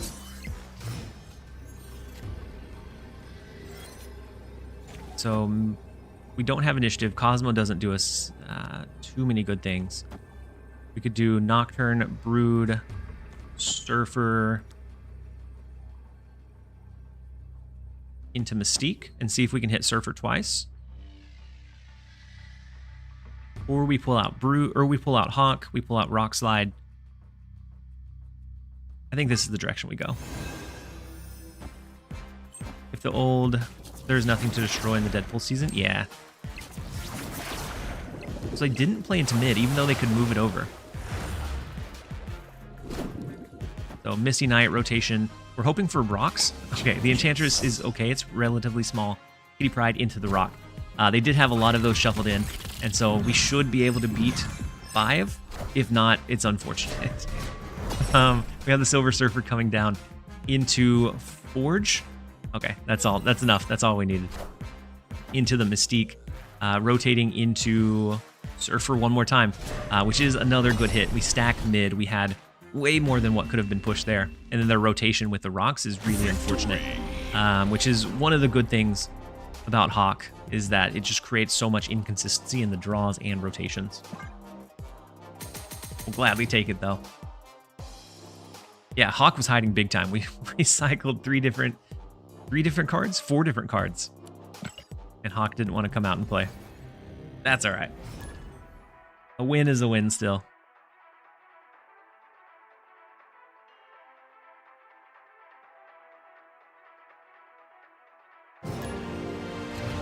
And then next up we have Jimmy Dinkins, and we are back on our upwards climb with this one, especially with how well it does into Arsham and how common that deck is right now. I think Zabu comes back with a new activate ability. Yeah, I do think it could, but that ruined it. And I think what you were saying, Wang, was that it stops your ability to Zabu on 2 into a 4 cost on 3. So it takes away that early curve and gives back a little bit of kind of freedom and when it triggers. I'm a Jimmy Dinkins enjoyer. I mean, so was Prodigy last season, I think is what he changed his name to, is Jimmy Dinkins enjoyer. Just tune in. Have you found success with this deck? I'm looking for any excuse to use Hawk. We've had a decent amount of success with it. I haven't ran it for too long just yet, but we're 5-1, up 22 cubes. My goodness. One of those was an 8-cube ego game, but otherwise we're 5-1, which is such a huge split. So the She-Hulk in the right lane, it's hard for us to scale past that except for with Hawk. We can always Rock Slide. We can Hawk on... I think this becomes a win. So we Hawk on 5 into Cosmo to protect it, and Mystique in another lane. They could do 1 cost Zabu. So Gilgamesh into Hotel Inferno on 4 ended up being decently big. They do lose their Black Cat. That's all right. I guess the only thing we would worry about is if we don't grab priority. So if they play into the pet mansion, because we want Prio to kind of lead into that Cosmo protection. So I'm actually going to move our Nocturne out. Zabu is rare nowadays. Zabu right now, yeah, is very, very rare. All right, so the Snow Guard Bear in the right. And Hawk in the left. We should be able to grab priority here. The Cosmo will block any kind of counter, any kind of blob. And so then we can, I think, freely Mystique into the Cosmo and should be able to bring it the rest of the way home. Johnny Mac, welcome in. So cool to catch you live. It's so cool to catch you in chat. Hopefully you're having a fantastic one. I'm glad that you're here. Hopefully you enjoy the stream. And so the right lane, a lot of times is going to be that Rogue, that Shang-Chi. And so Cosmo can give you those really big cubes back in your favor. And so that's the second time that one ended up working in our favor. So Dr. Boomtastic, hey, welcome. It took you long enough. MD, thank you so much for the Prime sub. That gives us 11 for the day. I appreciate you being here and appreciate the support. And so we're doing really well with this one so far. That puts us at 6-1 for 24 net positive cubes. It's crazy. I didn't record that one either. I'll mark it just in case I go back and grab the timestamp. I think one game I can settle for. So there, we'll add the marker into it. What would you replace Mockingbird with here? And then Combat Cow, thank you as well for hey, welcome. It took you long Prime enough. sub. that starts up a hype train for us. I appreciate you being here and appreciate the support. So Mockingbird, I think, is really big in here for like your brood you are absorbing in. But outside of that, it's just like a solid value card. So you could go with another 3 cost. You could go like your Juggernaut. Snap? Okay, giant flute. We'll snap into it. You could go with like Mockingbird, or not Mockingbird. You could go with like another, I think, solid value 3 cost. You could also go maybe Shang-Chi. And yeah, that dude, we do have the hype train. We have the channel point redemption for the snap. So we're gonna snap on turn 1. Dude here really hates Limbo. Yeah, I see that. He will turn off Limbo. And so we skipped on 1. The second location is Vibranium Mine. We do have Forge, but it's just giving us like some somewhat good value. We can do that into like a Rock Slide on 3. The Raptors help discount our Mockingbird, which makes it decently worthwhile, even if we can't get it super cheap. Let's go Rock Slide to add that disruption to them. We have Korg next turn. And then Ray Yolo, you said, hey there, Mr. TLSG, how's your day going? The day is going well. We have a pretty good stream going on. We've had a lot of fun. We've been climbing up and down the ladder, and so it's definitely been a good one. And Cranes of Glory, thank you so much for the Prime sub as well. I appreciate it. Hopefully you're having a great day so far. So I think Mockingbird to the left gives us good value there, and then we're gonna stack into mid. We don't want to disrupt our draw with Vibranium Mine just yet. Any recommendations for Nocturne alternatives? Hey, man, cool. Red Guardian is decently useful around this time or in this current meta.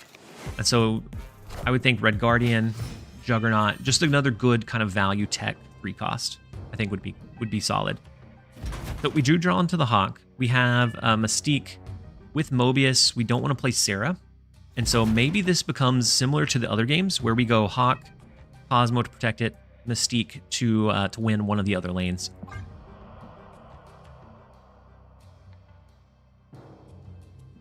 Playing Ari counter decks. So this was one that I loaded up. It was it Zun's? I thought it was Xeno, but I think it was Zun's. Zun's hit rank number 1 with this one last season, and I think it still holds a lot of really good strength. And so we loaded up a different game earlier, or a different deck earlier, and it did okay. It was a Beta Ray Bill deck. But this one definitely feels like, if you're facing primarily Arisham, feels like the deck to go to. And so let's go ahead and, if this is for the right, we still win. I think this is what we end up going with. It's the same play as last time. We're gonna throw the Cosmo down to protect the Hawk. We swing one of the other lanes with the Mystique. Yeah, you could also hit Rogue for the Nocturne too. How are those working for you? Oh, the auto decks. Auto decks are fun sometimes. Not necessarily right after like an over-the-air patch, because they get really chaotic and really crazy. But after that, I feel like they level out quite a bit.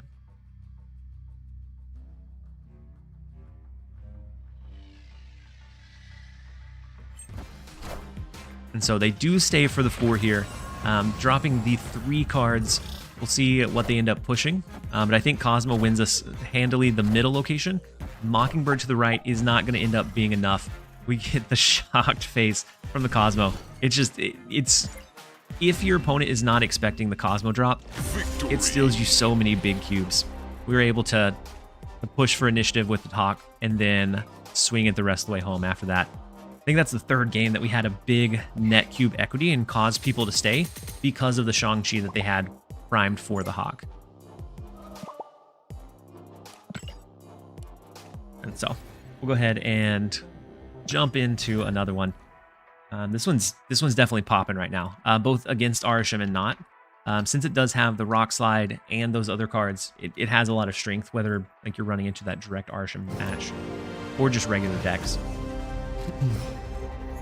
I hit Infinite for the 2nd time ever using Arisham. I'm like, what does that say about me? I mean, if you enjoy Arisham, Stream Tile is not lying anymore. Oh, about the 150? Yeah. Yeah, it's not lying anymore. We're back. We're back to 150. Who would you sub for Absman? Absman a lot of times in this is to either add the disruption for the rock slide, or sometimes you can trigger a second Silver Surfer, so he's hard to directly replace. If I had to venture a guess, I would probably go with another 3 cost though. You can probably get to top 100 with this. I think so. It feels strong enough that I think that's definitely possible. So we can go Brood with the Forge into Nidavellir. They have a Koye. So we're looking at probably a Gwynful gamer. Maybe we go Brood to the right. We save a little bit of Flood in Nidavellir. Yeah. I think we'll go Brood to the right. And then that makes sure that we stay under Shang-Chi range, at least for a while. And then it's not as easy for them to counter us in mid. Iron Lad? Iron Lad could be okay. That way you have a chance to hit some of those big cards like Hawk, Nocturne, Cosmo. Yeah, I like that. I like that idea, Loaf.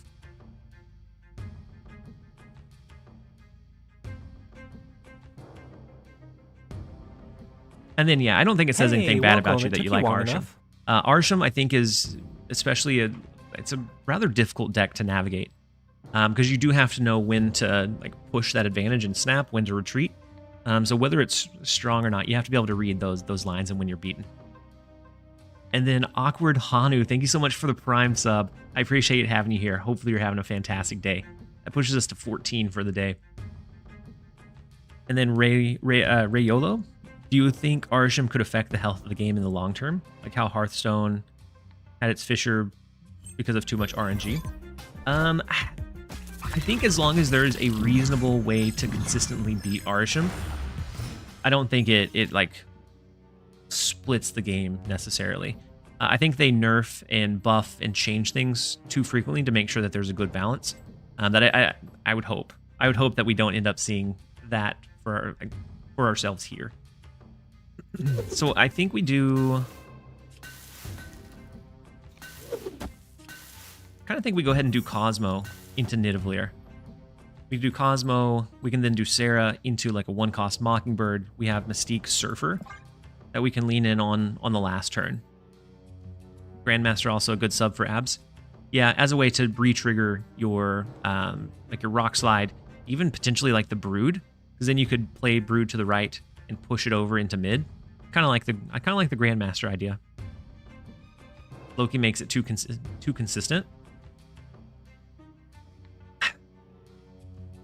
I think Loki especially helps in like the mirror matches, but outside of that, it doesn't feel like Loki is what tips it necessarily strongly again or into their favor.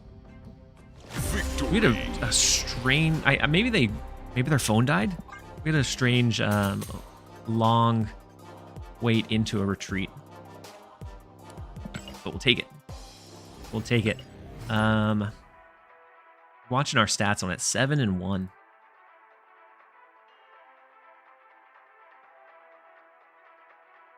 I think this one is definitely primed and poised to do really strong things in the current state of the game. All right, next up we have Mr. Allen, I think. Next up we have Mr. Allen. The first location is Pet Mansion. We do have the Sarah for the discount. We have Hawk already into the Arsham, matchup, and I think that into the Mystique. I think that has to be a snap. Even if we don't play them out early, it's such a big power swing. Our album collection's worth pursuing. I wouldn't go far out of my way to pursue them, but if you're close to like a key or close to being able to get one a push further, then sometimes it's worth it to spend a little bit of gold, but usually not super worth it to go way out of the way for. The goodest of good boys, Cosmo. Yeah, we have the goodest of good boys here with us today. So to be able to do Hawk now, since it got hit by Icebox, we would have to Mystique into mid, which is still susceptible to like Arsham. It's susceptible to a couple of other things, but I think we still push it and go for it. Let's go Rock Slide into the right. Into potentially Sarah, potentially Sarah on 5. Legion is going to cause us to retreat out of this game so fast. Oh, no. Woof. All right, we have the Sarah.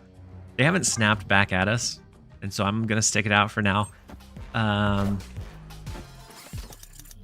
The Doc Ock could do some good things for us, but it does not. The Absorbing Man copies the Rock Slide, which is not awful. The Surfer only buffs up 2 cards, but still not awful, I guess. Oh, yeah, no. We're dead in the water. We can't ever win the right lane, and so it comes down to winning these 2, and we're just not going to be able to do that. Oof. I tried to hold on hope, but it wasn't there. Sometimes you just got to give them up. I still think the snap there with the line that we had was probably the right call or the right decision. It's just it didn't fall. It didn't fall our way. I don't know why people do that. Yeah, the Legion play was good. The Icebox was absolutely awful. That was the turning point, and then the Legion play was the icing on the cake there.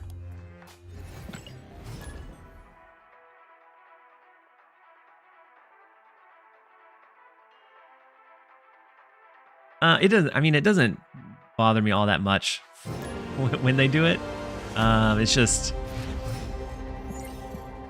as long as you don't let it bother you, it takes away whatever bit of power they had from it. But it's just it feels silly. Hey, welcome. It took Because I know that there's games where the right decision is to snap, and then you end up losing, but you would still make that snap every time. It's about kind of mitigating your chances and your risk and pushing the advantage whenever you have it. And so it's one of the things that I really like about the game. Palaba, thank you so much for the Prime sub. I appreciate having you here. Hopefully you're having a fantastic day so far. And so we are going against another Arsham deck. We have the Hawk. We have Rock Slide to play into Muir Island. I almost want to snap this one again. We don't have Mystique just yet, but we do have the Hawk, which if we use on the last turn is just a really big way to swing one lane, and then we're just looking for how to out-position them somewhere else. Played against a similar deck with Auk and Legion. I hope that deck does not become meta. The Hawk and Legion are definitely some really disruptive, hard to play against cards. All right, so Sakara is going to pull into one of our cards in the right. The best would probably be Sarah. The worst would be Hawk. The Loki, or the worst would, I guess, not the worst. The worst would be Surfer. But they Loki, and so they had 5 of our cards. Pulling out the Surfer, they have 4 left. Be Hawk, Mystique, Cosmo. We have to look out for what potential plays they have. The worst are players who emote after getting the God Hand in locations a bit. Never snap, so they get 1 measly cube. I mean, sometimes I like to just see the games or the matches play out. So sometimes I fall into that category where I don't snap, even if I have like the God Hand, because sometimes it's just fun to see the big numbers roll out. So we could Sarah into mid or left. I think left. Make sure that we drop Cryo, and so then we're going to be able to Hawk and Mystique on the last turn. Yeah, what a big Infinite they have. My goodness. Into the one singular rock that was shuffled into our deck. And so I'm glad we weren't super reliant on to try something else. We fall here to an Eliath, but I think that ends up being the most of the cases for us in these Arsham matches. And so an Eliath would swing it back against us. We could also play Hawk away from the right and put more power to the left, but the Hawk is greater than the Infinite. Hey, welcome. Though. It took you long but enough. It does push them a good bit on their way. Roxine?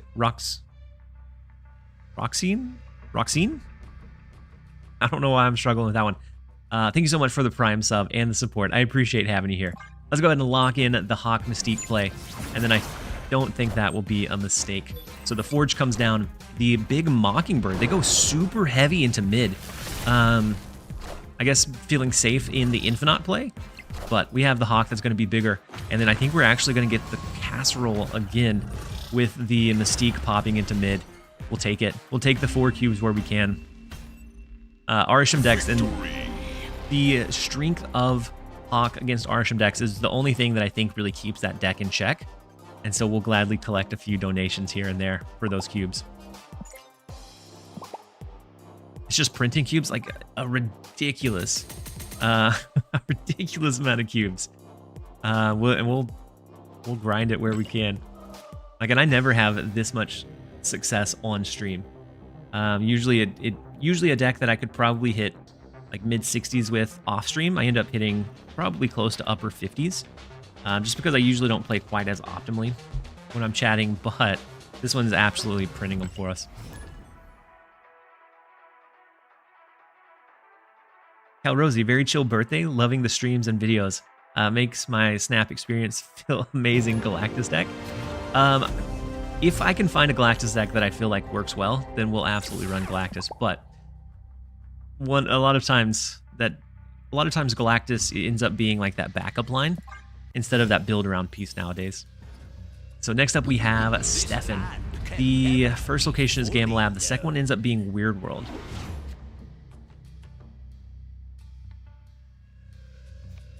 And we draw the Hawk immediately. Oh no. We'll take it. We'll take the opponent's Hawk, I guess. You don't think Arisham survives when Cassandra Nova? Cassandra Nova is going to be a good one, and I think that fits into this shell really well. Like, you just take out one of the 3 costs, so like a Nocturne, and slot in, or maybe even, yeah, like a Nocturne and slot in Cassandra Nova instead. Because you're adding the junk in like a Korg, a Rock Slide, and then Cassandra Nova, I think, always ends up being... What is this hand? This is beautiful. Oh, snap. Victory. That was like the ideal draw of the Sarah into Mystique Hawk. Mirror deck? No, the Ravona. So I think it was a negative deck. So I think it was Mr. Negative, and so them not being able to use negative or we get the benefit, I think really hurt them.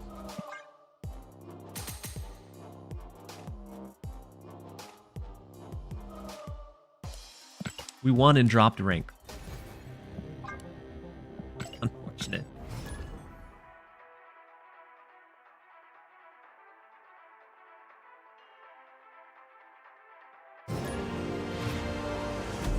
Cassandra Nova, Abs. Ooh, the Abs Man, yeah.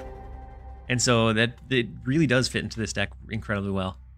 The Cassandra Nova into an Absorbing Man would be such a big, one, negative power to them, but a big power to us. And so Dream Dimension is the first location. Next up we have Goody Goody.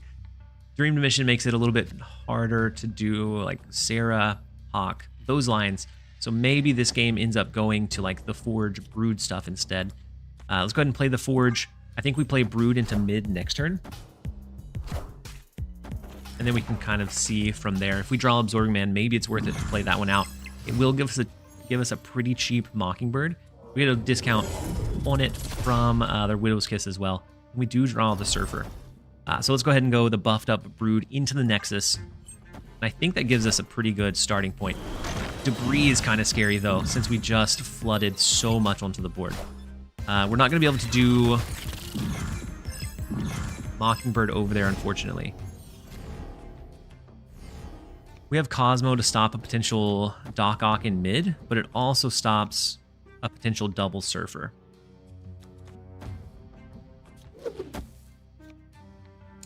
I think I'm still going to do the Cosmo. Or they're not going to be able to do a Doc Ock. They're going to have to be reliant on like Cannonball, maybe Red Hulk, or trying to extend the game, which they may do in Fisk Tower. So I am going to go ahead and play Cosmo here, and we're going to play it... There's a very weird line where next turn we may copy the Cosmo with Mystique into the Dream Dimension. I'm looking forward to the dinner. I hope they make the grind balanced. I do too. Hopefully it doesn't take too terribly long. Maybe we don't Mystique into Dream Dimension. We wouldn't be able to Silver Surfer. And so then we couldn't ever buff this one up. So then just the Red Hulk would end up winning. So maybe this ends up being what we end up going with instead.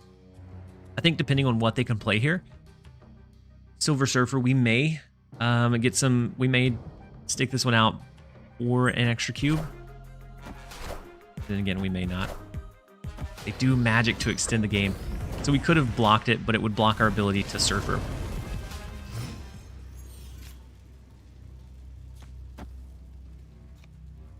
Turn 4 Doc Ock and Arisham. Yeah, so if you have it in hand, turn 4 Doc Ock on Arisham is so big. All right, let's go ahead and skip here, and then this turns into a retreat. Yeah, the Red Hulk is about to get bigger than what we can scale. They also have probably Cannonball to lean in on. I can never knock anyone for running a good junk deck, but Hydrate, thank you for the reminder. We are going to run to a quick ad break in between this game, and so it'll run about a minute and a half, and then we'll be back into it. You guys don't go anywhere. Escaped.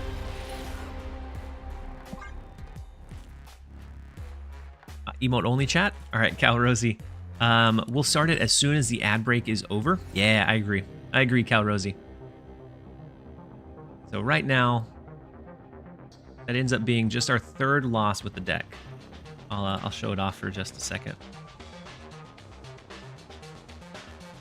Ends up being just our third loss so far with the deck. Our Beta Ray deck, we lost that big 8-cuber and a couple of other unfortunate ones and ended up going a little bit negative. Arsham, we ended up flat. We lost a big 8-cuber right, 4 or 8-cuber right at the end. And then otherwise, Just Junk and Red Guardian Mill is kind of my go-to jams. But this one is absolutely printing them for us. An average of 2.38 cubes over the 13 games we've played it so far. So let's go ahead and launch into our next one, and then about the time it loads, we should be getting back from the ad break. Part-time. Control is weirdly bad right now. I'm not surprised that the Beta Ray control deck didn't do great. So I think it's fine except for against Arisham. And yesterday I saw very little Arisham. And today it's been like every single game it feels like we're going against an Arisham deck. And so yeah, it definitely didn't do great into that matchup, which is unfortunate. But it is what it is. You have to find a way to beat the most common decks and the majority of what you're seeing. All right. So we're going to go ahead and launch the Korg to the left. We're going to send it over into emote-only chat so you guys enjoy for the 2 minutes of the emote-only chat. And we're going against I Will Turn Off Limbo once again.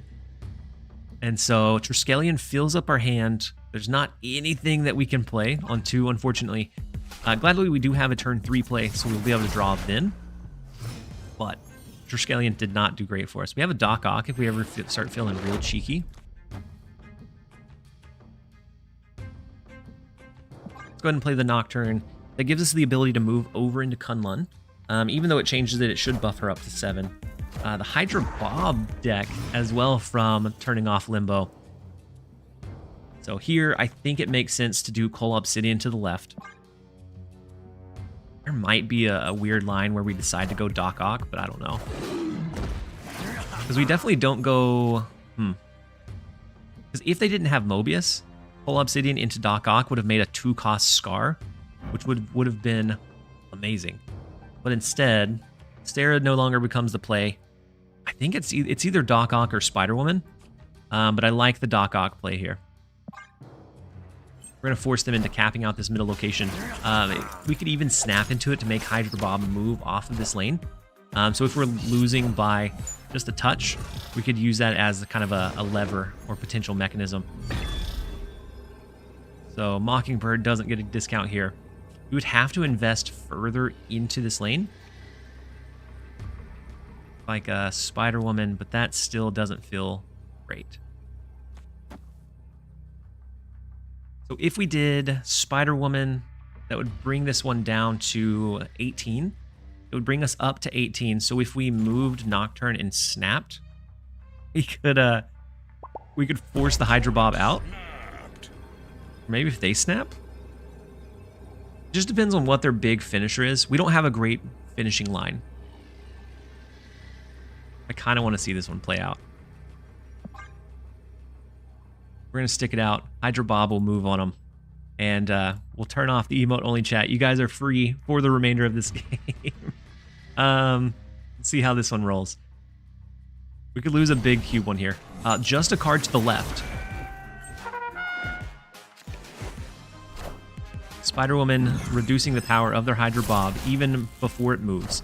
Into the Shang-Chi, taking out Cole Obsidian. We should win this one, right? Yeah, we win the split. I think had he even stayed here, we won the point differential. But we will gladly take the 4-cuber against the Hydra Bob gamer. Let's go ahead and jump. Let's go ahead and jump over into the next one. Poor little Bob. He tries. I like the fact that they added in that mechanism where he interacts with the snap, but it just feels lackluster most of the time. All right, we'll go ahead and we'll jump out of this one. We'll jump over into another one. See if we can continue absolutely destroying the climb.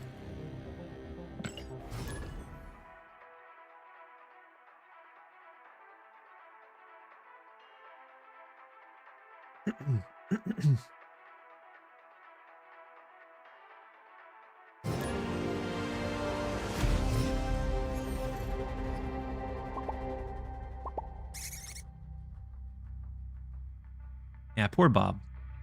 It needs to gain power on the snap. I think so. I think that would give it. It would give you incentive to interact with that ability. Otherwise, it becomes too random and you lose too much agency out of it. So next up, we have Atuma, rank 580.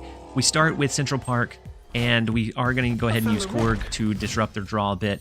It looks like they're running a Thanos deck, which is not super common right now. But we are okay with it. It does help out Hawk a little bit. I mean, Bob did choose to work for Hydra. Clearly does not have the best decision-making skills. That's true. That's true. But for him to be released at a Series 5 is crazy. Just give you a card that gives you +1 energy if your opponent emotes. And try and bait him into it. All right. So we have Howard the Duck. We could play it, but I don't think you ever want to play Howard, unfortunately. Cole Obsidian again from the Triskelion is great for all 3 of these locations now. It's a card that I am looking forward to pulling out of the Spotlight caches sometime soon. We have the Nocturne. I think we have a pretty good advantage going into this game. So Power Stone, Mind Stone. They could be running a Zoo deck, which then the squirrels become a little bit scary. I think I'm gonna. I know I was hating on Howard the Duck. I think I'm gonna play him here, so that we can justify running Rock Slide. I want to add some disruption into those draws because the biggest deficit to a Thanos deck is not being able to draw the cards you need from your stones. So we end up losing Forge from Yondu. That's fine. Time Stone will draw on the card, and then Beast to pick them back up again. They're not going to draw off of this turn. You got Call Obsidian from a random pool last week. That's huge metal. We do have the big Hawk that they're not going to be ready for. So instead of Absorbing Man to copy Rock Slide, I think we're going to go ahead and just put our Hawk on the table. We have Cosmo into like Silver Surfer, Cosmo into maybe a Mystique if we draw it, and then it does look like we're throwing into another emote-only chat, you guys.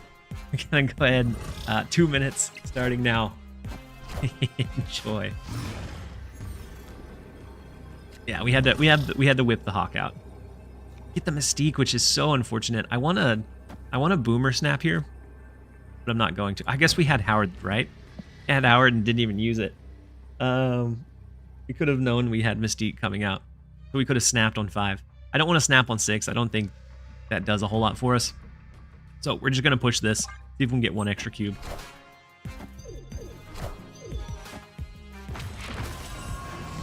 I played it in the wrong order.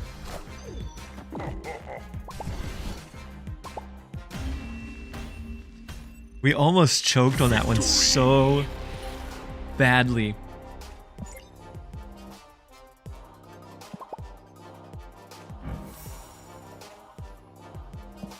That was almost rough. We got lucky that didn't play anything over here.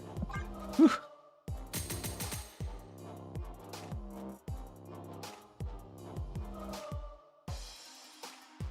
I was gonna ask who made the the harpoon one, but that that tracks. I like that emoji. I definitely need to find somebody to make me a few.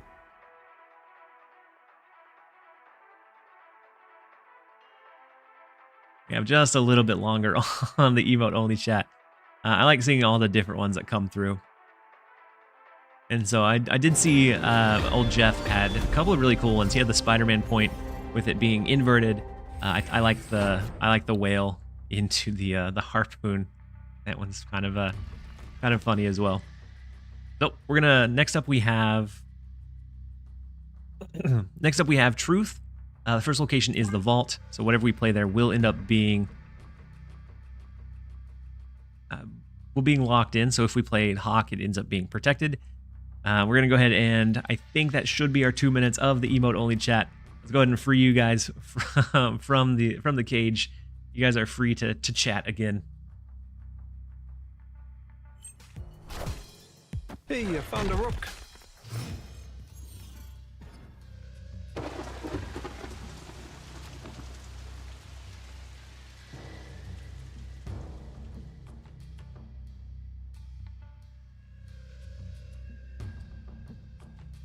And so they skipped on turn number 1. We're going to go ahead and we'll skip on 2. We do have Cosmo, but I'm not sure if we want to play Cosmo out early. Double Cosmo? Oh yeah, the double Cosmo from the last game. Yeah. I love that Miss Marvel variant you have as the thumbnail.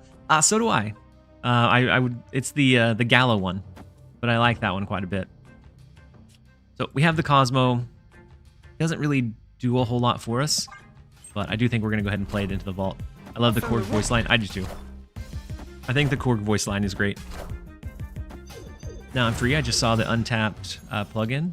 Does mouse over the cards on the board? Yeah. That's something more recent that they added, and I really like it.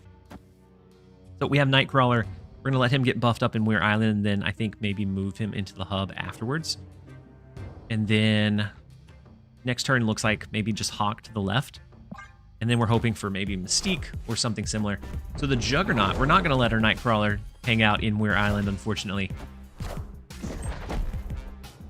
I don't... Is this a... Are they running a bounce deck? Kitty Pryde, Korg, Jeff. Interesting.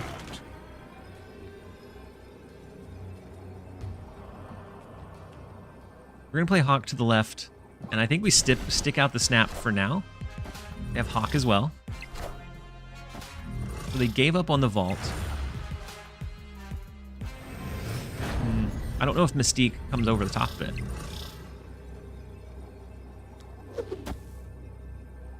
We could at most we could match it.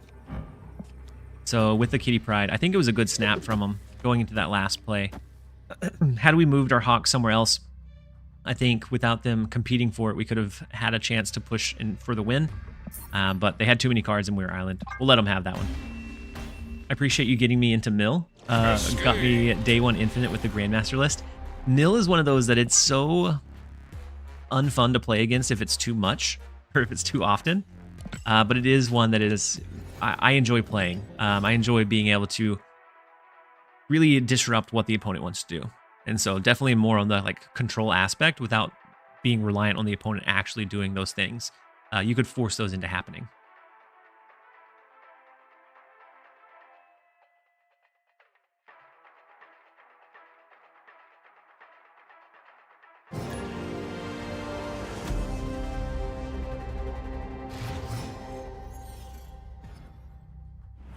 So next up we have This just in.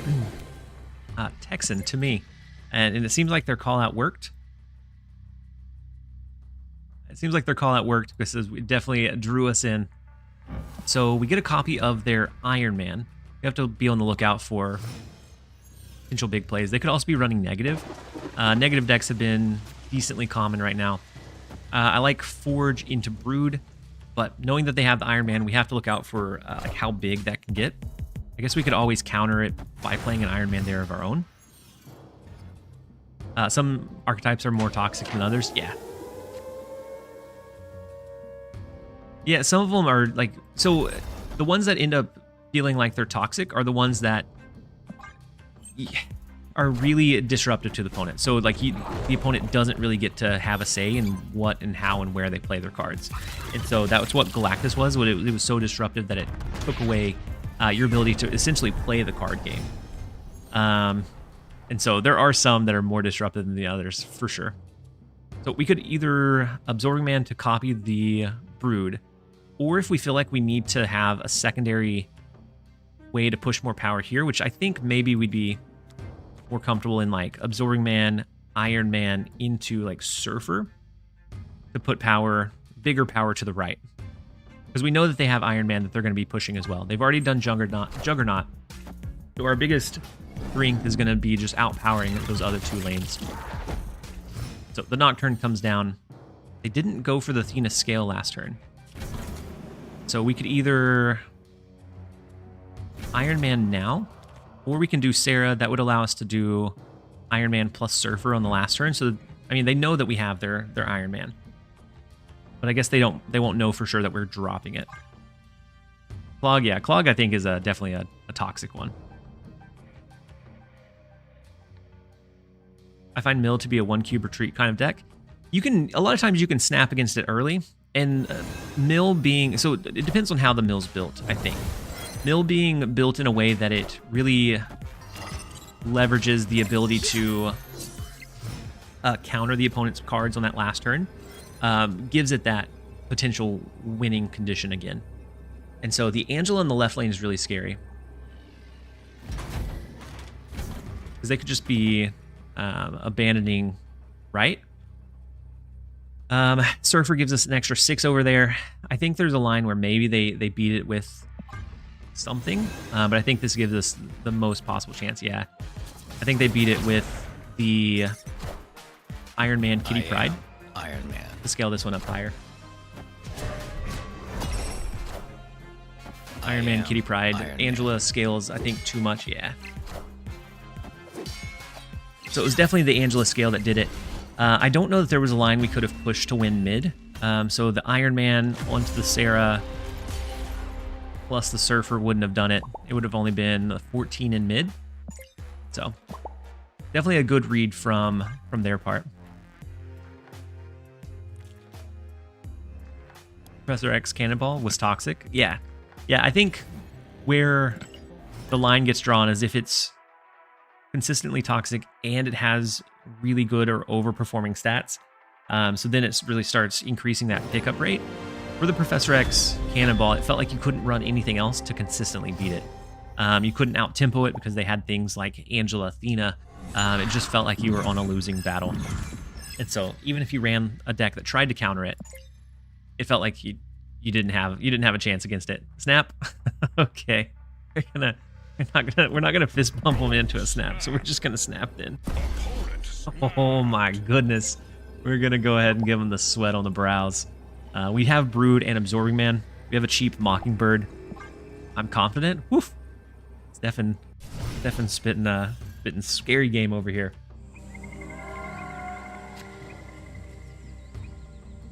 Most mill players won't snap early because they know what they'll do to you. If you're getting milled, you can see what your combos are. Yeah, typically if I mill, I snap pretty early. Any substitute for Nocturne. You can do another good solid 3 cost. Nocturne just gives you that kind of lane control. This deck needs Bob for sure. Oh, why would we need Bob in it? All right, I almost think we give up the Eternity range. We go Brood to the right, Absorbing Man. Either that or we Brood mid and see if maybe we can beat them with the 6 power. If not, then we're capped out, which is the scary thing. Doesn't every deck need Bob? No. And then we got the Hydrate and the Posture Check. Thank you guys for looking out for me. Mr. Negative on 3 is very scary.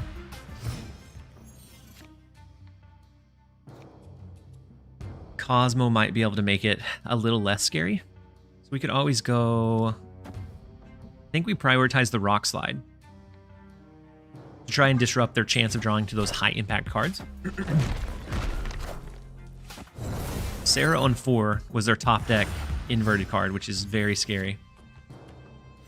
We could either Sarah here, or we go Absorbing Man, which I kind of like. I like the Absorbing Man here. That copies the rocks. It's not going to let us do an explosive last turn play. But we have Cosmo to try to stop any on reveals that they get. Surfer to buff up a couple of the 3-cost cards we have. I think we have to prioritize trying to make their draw as inconsistent as possible. Never mind. The Jane Foster pulls 1-2 cards out of their deck at that 0-cost range. Woof. The rock idea was solid in theory. It just did not work out in practice. All right, so the best chance we would have would be something like Cosmo, Bird, Surfer. Yeah. You always run whenever negative hits the Jane Foster. Like, the only hope that we would have... No, I don't think we're going to stay Quick Finger. I just like to like play it out, like what we would do.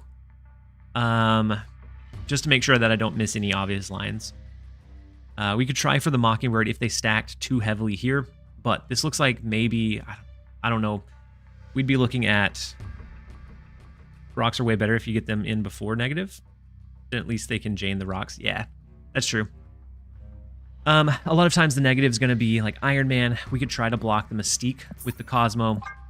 We could try to block maybe a Panther, maybe an Arnim Zola onto this lane, but it still becomes a big risk.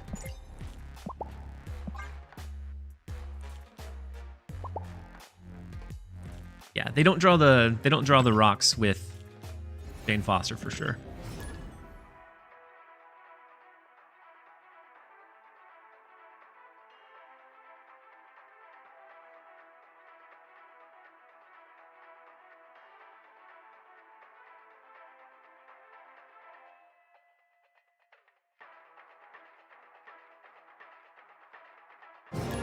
So we kind of hit a little bit of a stall out. I was looking at my stats on the deck after kind of a little bit of a slump, but we're still at 68%. So we lost a few, but we should be due for a good one. It looks like whatever Arisham wave we found ourselves in, we were able to work our way out of it. Welcome. Because now we haven't hit Arisham for several turns. This is such a fun combo of decks. This one, like the mashup of the Surfer and the Hawk deck. Oi Kisama, thank you so much for the Prime sub. Hopefully you're having a fantastic day. I'm really glad that you're here. Just saw someone post the refer a friend rewards on the Reddit. Does anyone know when that goes live? They posted something on the Discord of like the general timeline. I think it launches the same day Deadpool's Diner does. I'm not for sure.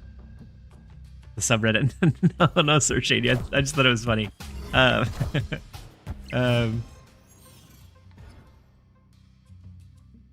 So refer friend July 26th through August 13th. The mashup with Surfer and Hawk. Yeah. And I didn't create this one. Someone named Zuns was the first one that I saw run this one. And it does incredibly well. So Quinjet, Snowguard, Kitty Pryde looks like a Loki deck. And so we know that Crimson Cosmos is relatively weak for Loki builds. Rocks don't disrupt them as much if they already have Loki in hand, so if they draw one, they can play it out. Kind of think we do... I think I'm going to go ahead and play Brood. Next turn might be something like Korg plus Nocturne. Also replacing Cosmo with Red Guardian. So Red Guardian I think is big. I would probably replace Nocturne instead. Cosmo's been really big at helping protect the Hawk after it comes down. So it entices the opponent to stay even when they have that Shang-Chi counter. And so definitely enjoy the Cosmo on this list. Z35 Dino, why are you timing yourself out? Let's... You asked for it, Dino. Hey man, I'm cook.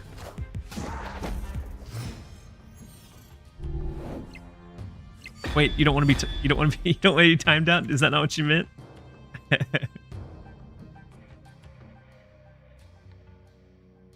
All right, I'll wait. Do you want to be timed out or not? Because I can change it or take it back off. So we have Hawk. We could do next turn like Mockingbird Surfer. Is there an over the air? Is there an over there today? No, they said not today. I think next week should be in line with it, but we don't have confirmation. Kind of like the Hawk to the left. Loki decks are typically weak over there. The Forge into a big blink into Agent Coulson is a big one for him too. And so if we aren't winning the left, which we are, I guess, by 2. No, by 3 because they couldn't draw. I thought I can time someone out. Dino, there used to be, but somebody got very, very upset at me for having that. And so I took away the ability to time someone else out. So we can Mystique into Surfer. See, they have 5 cards, so it's going to be just a little bit more power than the Mockingbird. So I think we spread it out this way. If you read this, you're cool. Danny, I'm glad. I'm glad that I'm finally cool. I'll have to tell my son because he won't believe me. I think Mystique into Silver Surfer is what we're going to end up doing. Bob players should be timed out. I can see the Bob players needing to be timed out. But the good thing is Bob's really only good in Arisham. And so if that's not... the next one is in 5 days. I thought OTAs were on Thursdays. Is that wrong?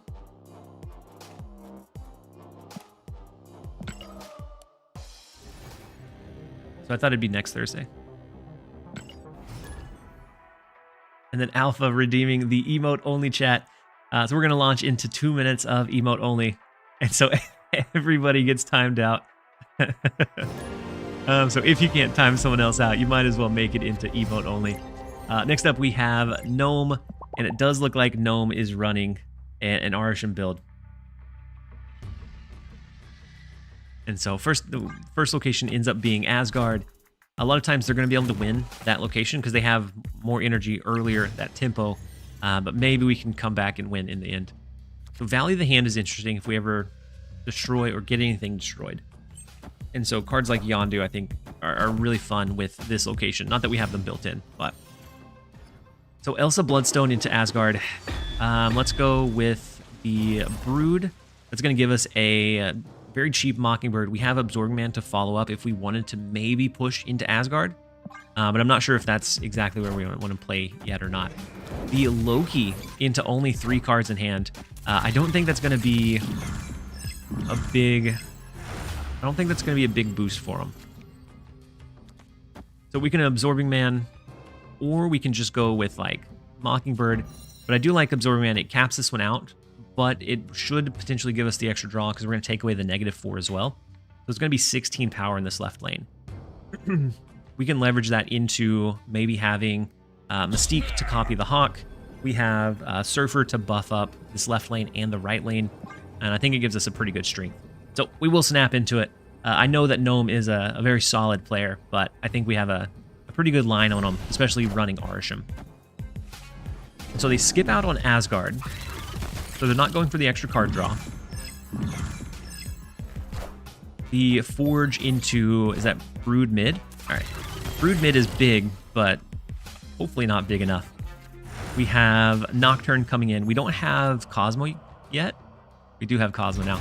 So I always like the idea of making sure we have initiative going to the final turn. We drop Hawk into kind of baiting them out with the Hawk hanging out in mid, block it with Cosmo. And we'll make sure that we play the Mystique the right way around this next turn. So let's go ahead and let them know that we have the Hawk in hand. Then we're going to push for the Mystique line to follow it up. And then has that been 2 minutes? Yeah, I think that's been 2 minutes. You guys are now free to chat one more time. The Hawk in the left, not huge for him, especially with Asgard coming in. And so let's go Cosmo. No, you gotta do it the right way around. Let's do Mystique into Cosmo into Mockingbird. Your Hawk is way bigger. Yeah, I agree.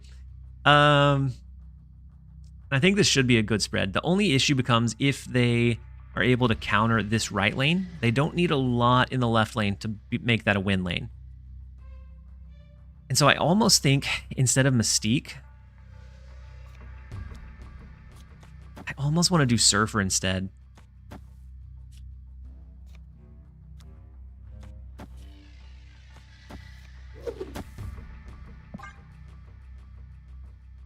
Was it ever better to do Sarah? There might be some lines to do Sarah to try and entice them into staying. But with Cosmo in hand, I know that I can protect the Hawk, and so a lot of times I like to kind of push that temptation at them. A lot of times you'll get people to stay off of that alone. But I think Sarah is probably a fine play. But knowing that you're going to follow up with the Hawk into Mystique, it kind of limits what you can do on that final turn. So it limits a little bit of that creativity. It does look like a minute and a half of ads are about to run. We won't start for just a second so that you guys can come back. Then we'll see you guys in just a second. Arsham really makes me wish there was a draft mode. So they are working on a draft mode, Sir Shady. Draft mode should be something that's coming up pretty soon. Well, maybe not soon, but it's being developed at least.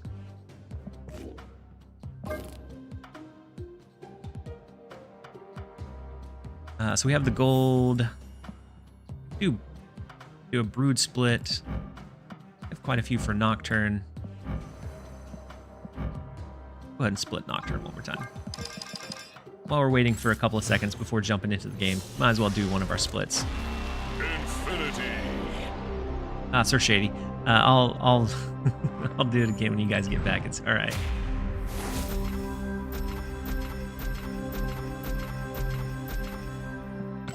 And opening the rewards takes so long that I typically don't like to do it on stream. But let's go ahead and jump over into another one. See if we can continue our climb.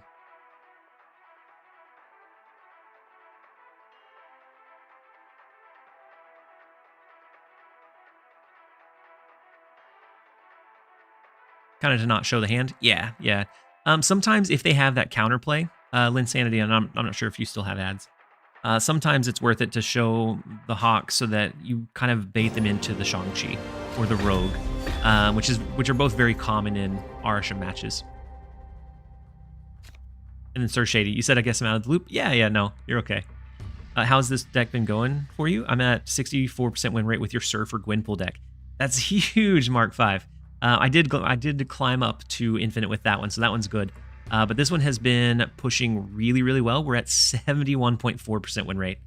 So we've been absolutely destroying with it. And so next up we have Tango with Django. The first location is Westview. We have the Forge into the Brood line, which is always a really good one. We could potentially follow that up with the Absorbing Man, and it helps us discount our Hawk, or not our Hawk, our Mockingbird. I think I want to play Forge into New York, then we'll play Brood outside of it. So Negasonic over to the right is a little bit unfortunate, but we do have Brood, so we could kind of lean into the fact that one of them gets destroyed, and it's okay, decently okay anyways. Man, it's so good to have you back. Definitely my favorite streamer. So good at explaining while being humble at the same time.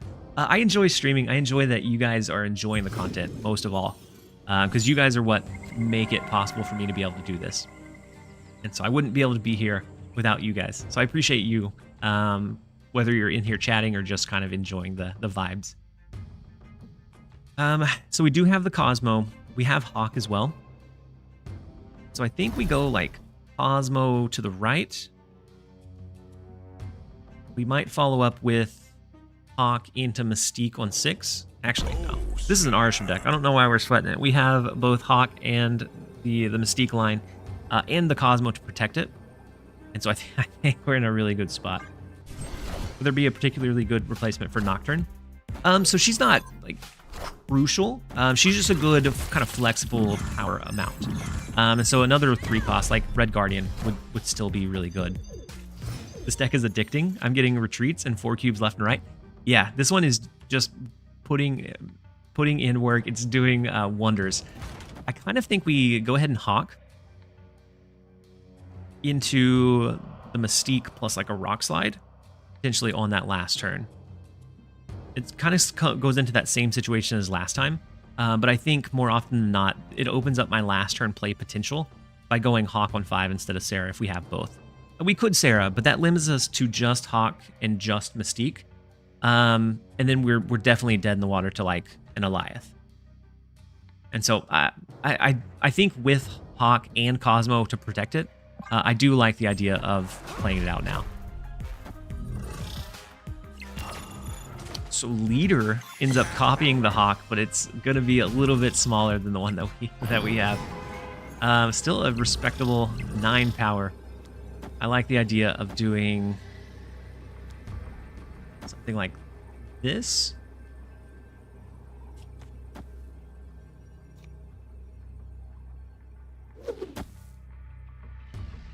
Three, 4, 5, 6, 7 ends up being the Rock Slide. So if we were worried about winning this lane, I think Rock Slide would be the choice. Just the Mockingbird would be a little bit more. And I think we're just going to move everything that we have into New York, and we'll give up the right lane. Let's go ahead and ship it, see if they end up sticking it out. Since they don't, that is a big move into mid, leaving only a Negasonic in the right lane.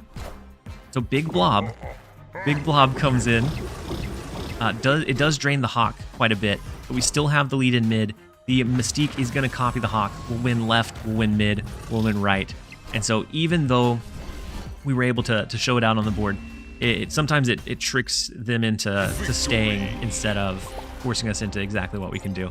So we will take the 4 cubes against the Blob. They were hoping it would drain it enough that they were able to overcome the power when it was stacked, but just a little bit better. Yeah, it was a bit scary Blob. It did take quite a few cards, more than what it does on average. So 1, 2, 3, 4, 5.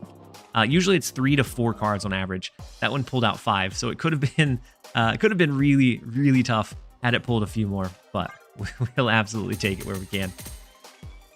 Hawk has made a huge comeback. He has. And I think Hawk was already decently strong. Just the disruption from the rocks is strong. It wasn't as popular anymore because it didn't have as much of a flair. But I think with Arsham, it comes back in a really big way.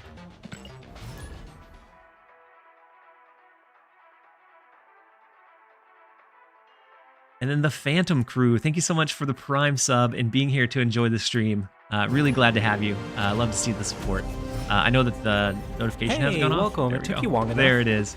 That pushes us up to 18 for the day, so almost to 20. But I appreciate you being here. You think they made Hawk a 5 cost because of Arsham? I think at 4 cost he was really, really strong, and so I think that was probably a warranted change beforehand. But even at 5, he's really, really strong, just because of the disruption from Korg, Rockslide, and just having a way to capitalize on. That's super unfortunate. With a Spider Ham coming from Arsham to take out the big Hawk. Opponent snapped. We'll give them that one. We'll give them that one. They deserve the retreat. It makes sense to match Dino and Ronin. Yeah, that way they're kind of mirrored to each other. But the issue with Ronin has always been that you don't have as much agency over the cards the opponent has at hand, as much as you do the cards that you have in your own hand. Mark, you man, you said just got the Wolverine variant. Not gonna lie, it's a bit lame. But hey, new card is a new card. So I picked it up. Oh, wait.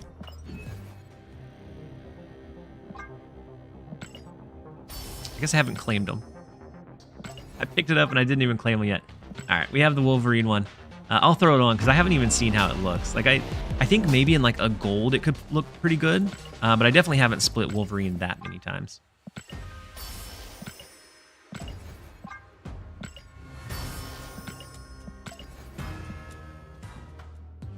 All right, let's throw it onto Wolverine really fast.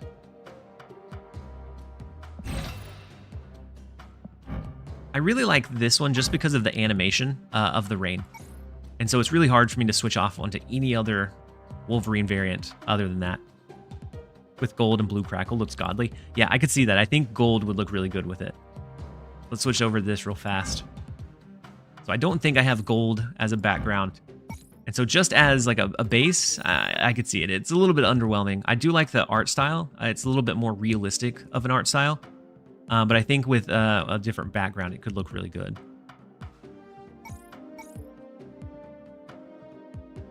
Wolverine on his bed is the best skin. That one's a pretty funny one. He's looking at the picture, right? Ooh, so with the claim, we actually upped our Wolverine album, so we were able to pull the extra Wolverine variant, which I think this one looks okay too. That leaves us at 6 out of 9.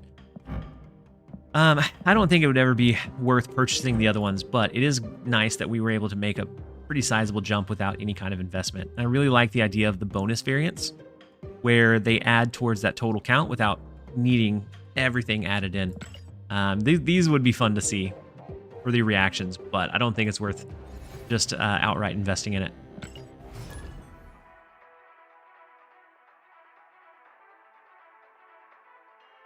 You said holding the photo is your favorite? Yeah, I know that that's a lot of people's favorite.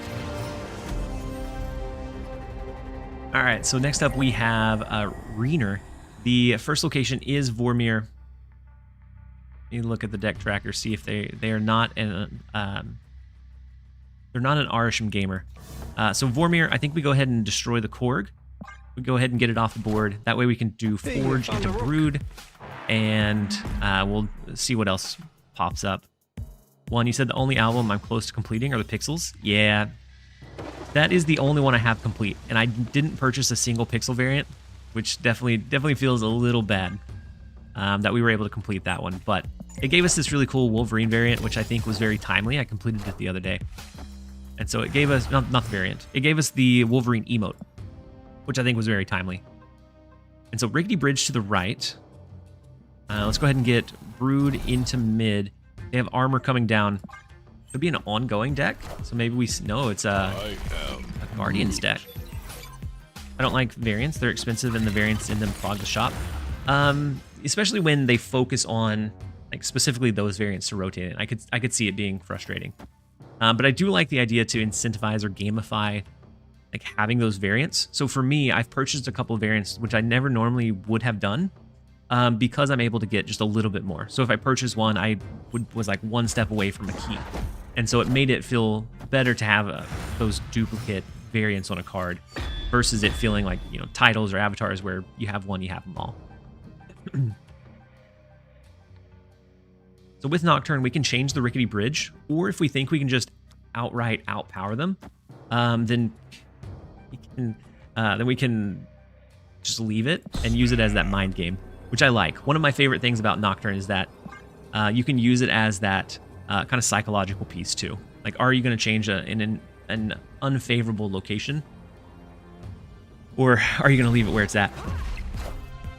Wait, I've only been playing a couple months, and I think I may misunderstood splits. You just upgrade the base card to unlock things like ink and gold. Finish for future variants. Yeah, chill pill. And so it used to not be that way.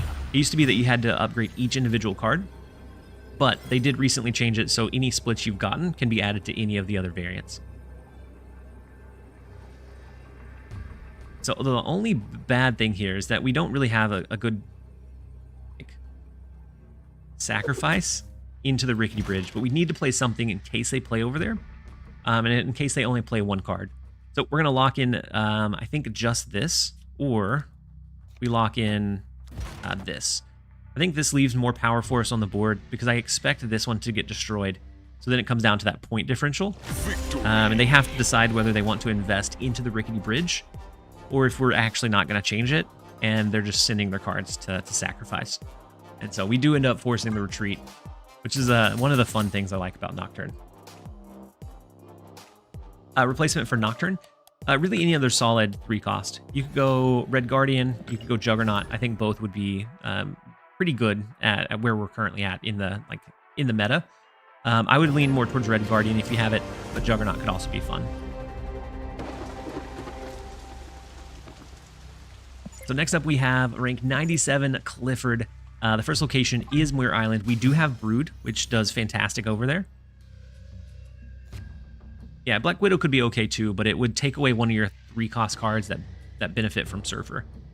But you could do that. You could do Jeff if you needed to.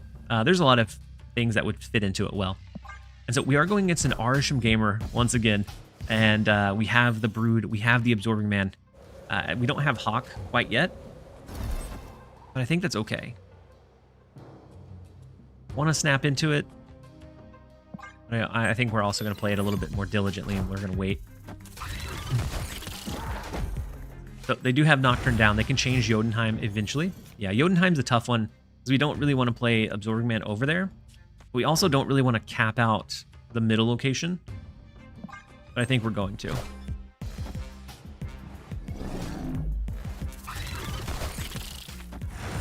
Vision is a big mobile card. For them to have early is very, very scary.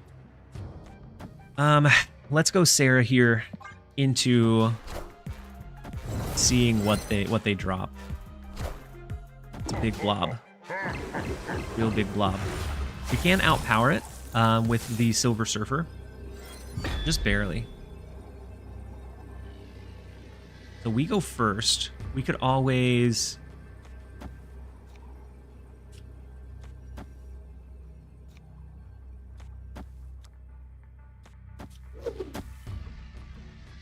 always do that. I'm not sure if it wins for us. Depending on where they move Vision and where they're going to be fighting for. I think there's a chance that the Cosmo could disrupt what they want to do. So if they're doing an Absorbing Man, a Mystique to copy the Blob, that would disrupt their potential end game. And so I think we're going to launch with that and see how it goes. They do move Nocturne to the right. They stack very heavily in this right lane, giving up left entirely. The Sinister London is going to copy their cards, which is so scary. We don't have space for our cards to get duplicated. And so Nocturne, I think, stabbed us in the back. They have the Mockingbird, the Quinjet. So even without the duplicates, that would be... it would have been all right. They would have won regardless with how big that value was, moving the Nocturne and stacking the Mockingbird on top of it. Had we drawn Hawk at any point, we could have been able to win off of that, but since we didn't snap, I think it was worth seeing for that one extra. Rest in peace. Our pristine record is going up in shambles. We're now down to 68% win rate. It still does well. We didn't draw the key resources there, which is fine. All right, let's go ahead and launch into the next one. Next up, we have Sit. The first location being Muir Island. We have Snow Guard coming down, so it could be, it's an Arisham deck. Never mind, it's an Arisham deck. We expect Loki at some point potentially, and I think our deck fares a little bit better against the Loki line. So we have the Hawk, the Mystique. We have Nocturne, Absorbing Man. Let's go ahead and snap into it. It's such a big power surge that they're not really able to play around. And most Arisham decks at this point have really dropped the attempt to do like a double or triple blob. A lot of times they'll have blob, but unless you can really get 2 or 3 down, it doesn't really derail the Hawk all that much. Subterranean Rocks also help out the Hawk Mystique line, so we'll gladly take it. Let's go Nocturne to the left, and then we'll kind of see from there. And so the Agent Coulson, is this into Loki?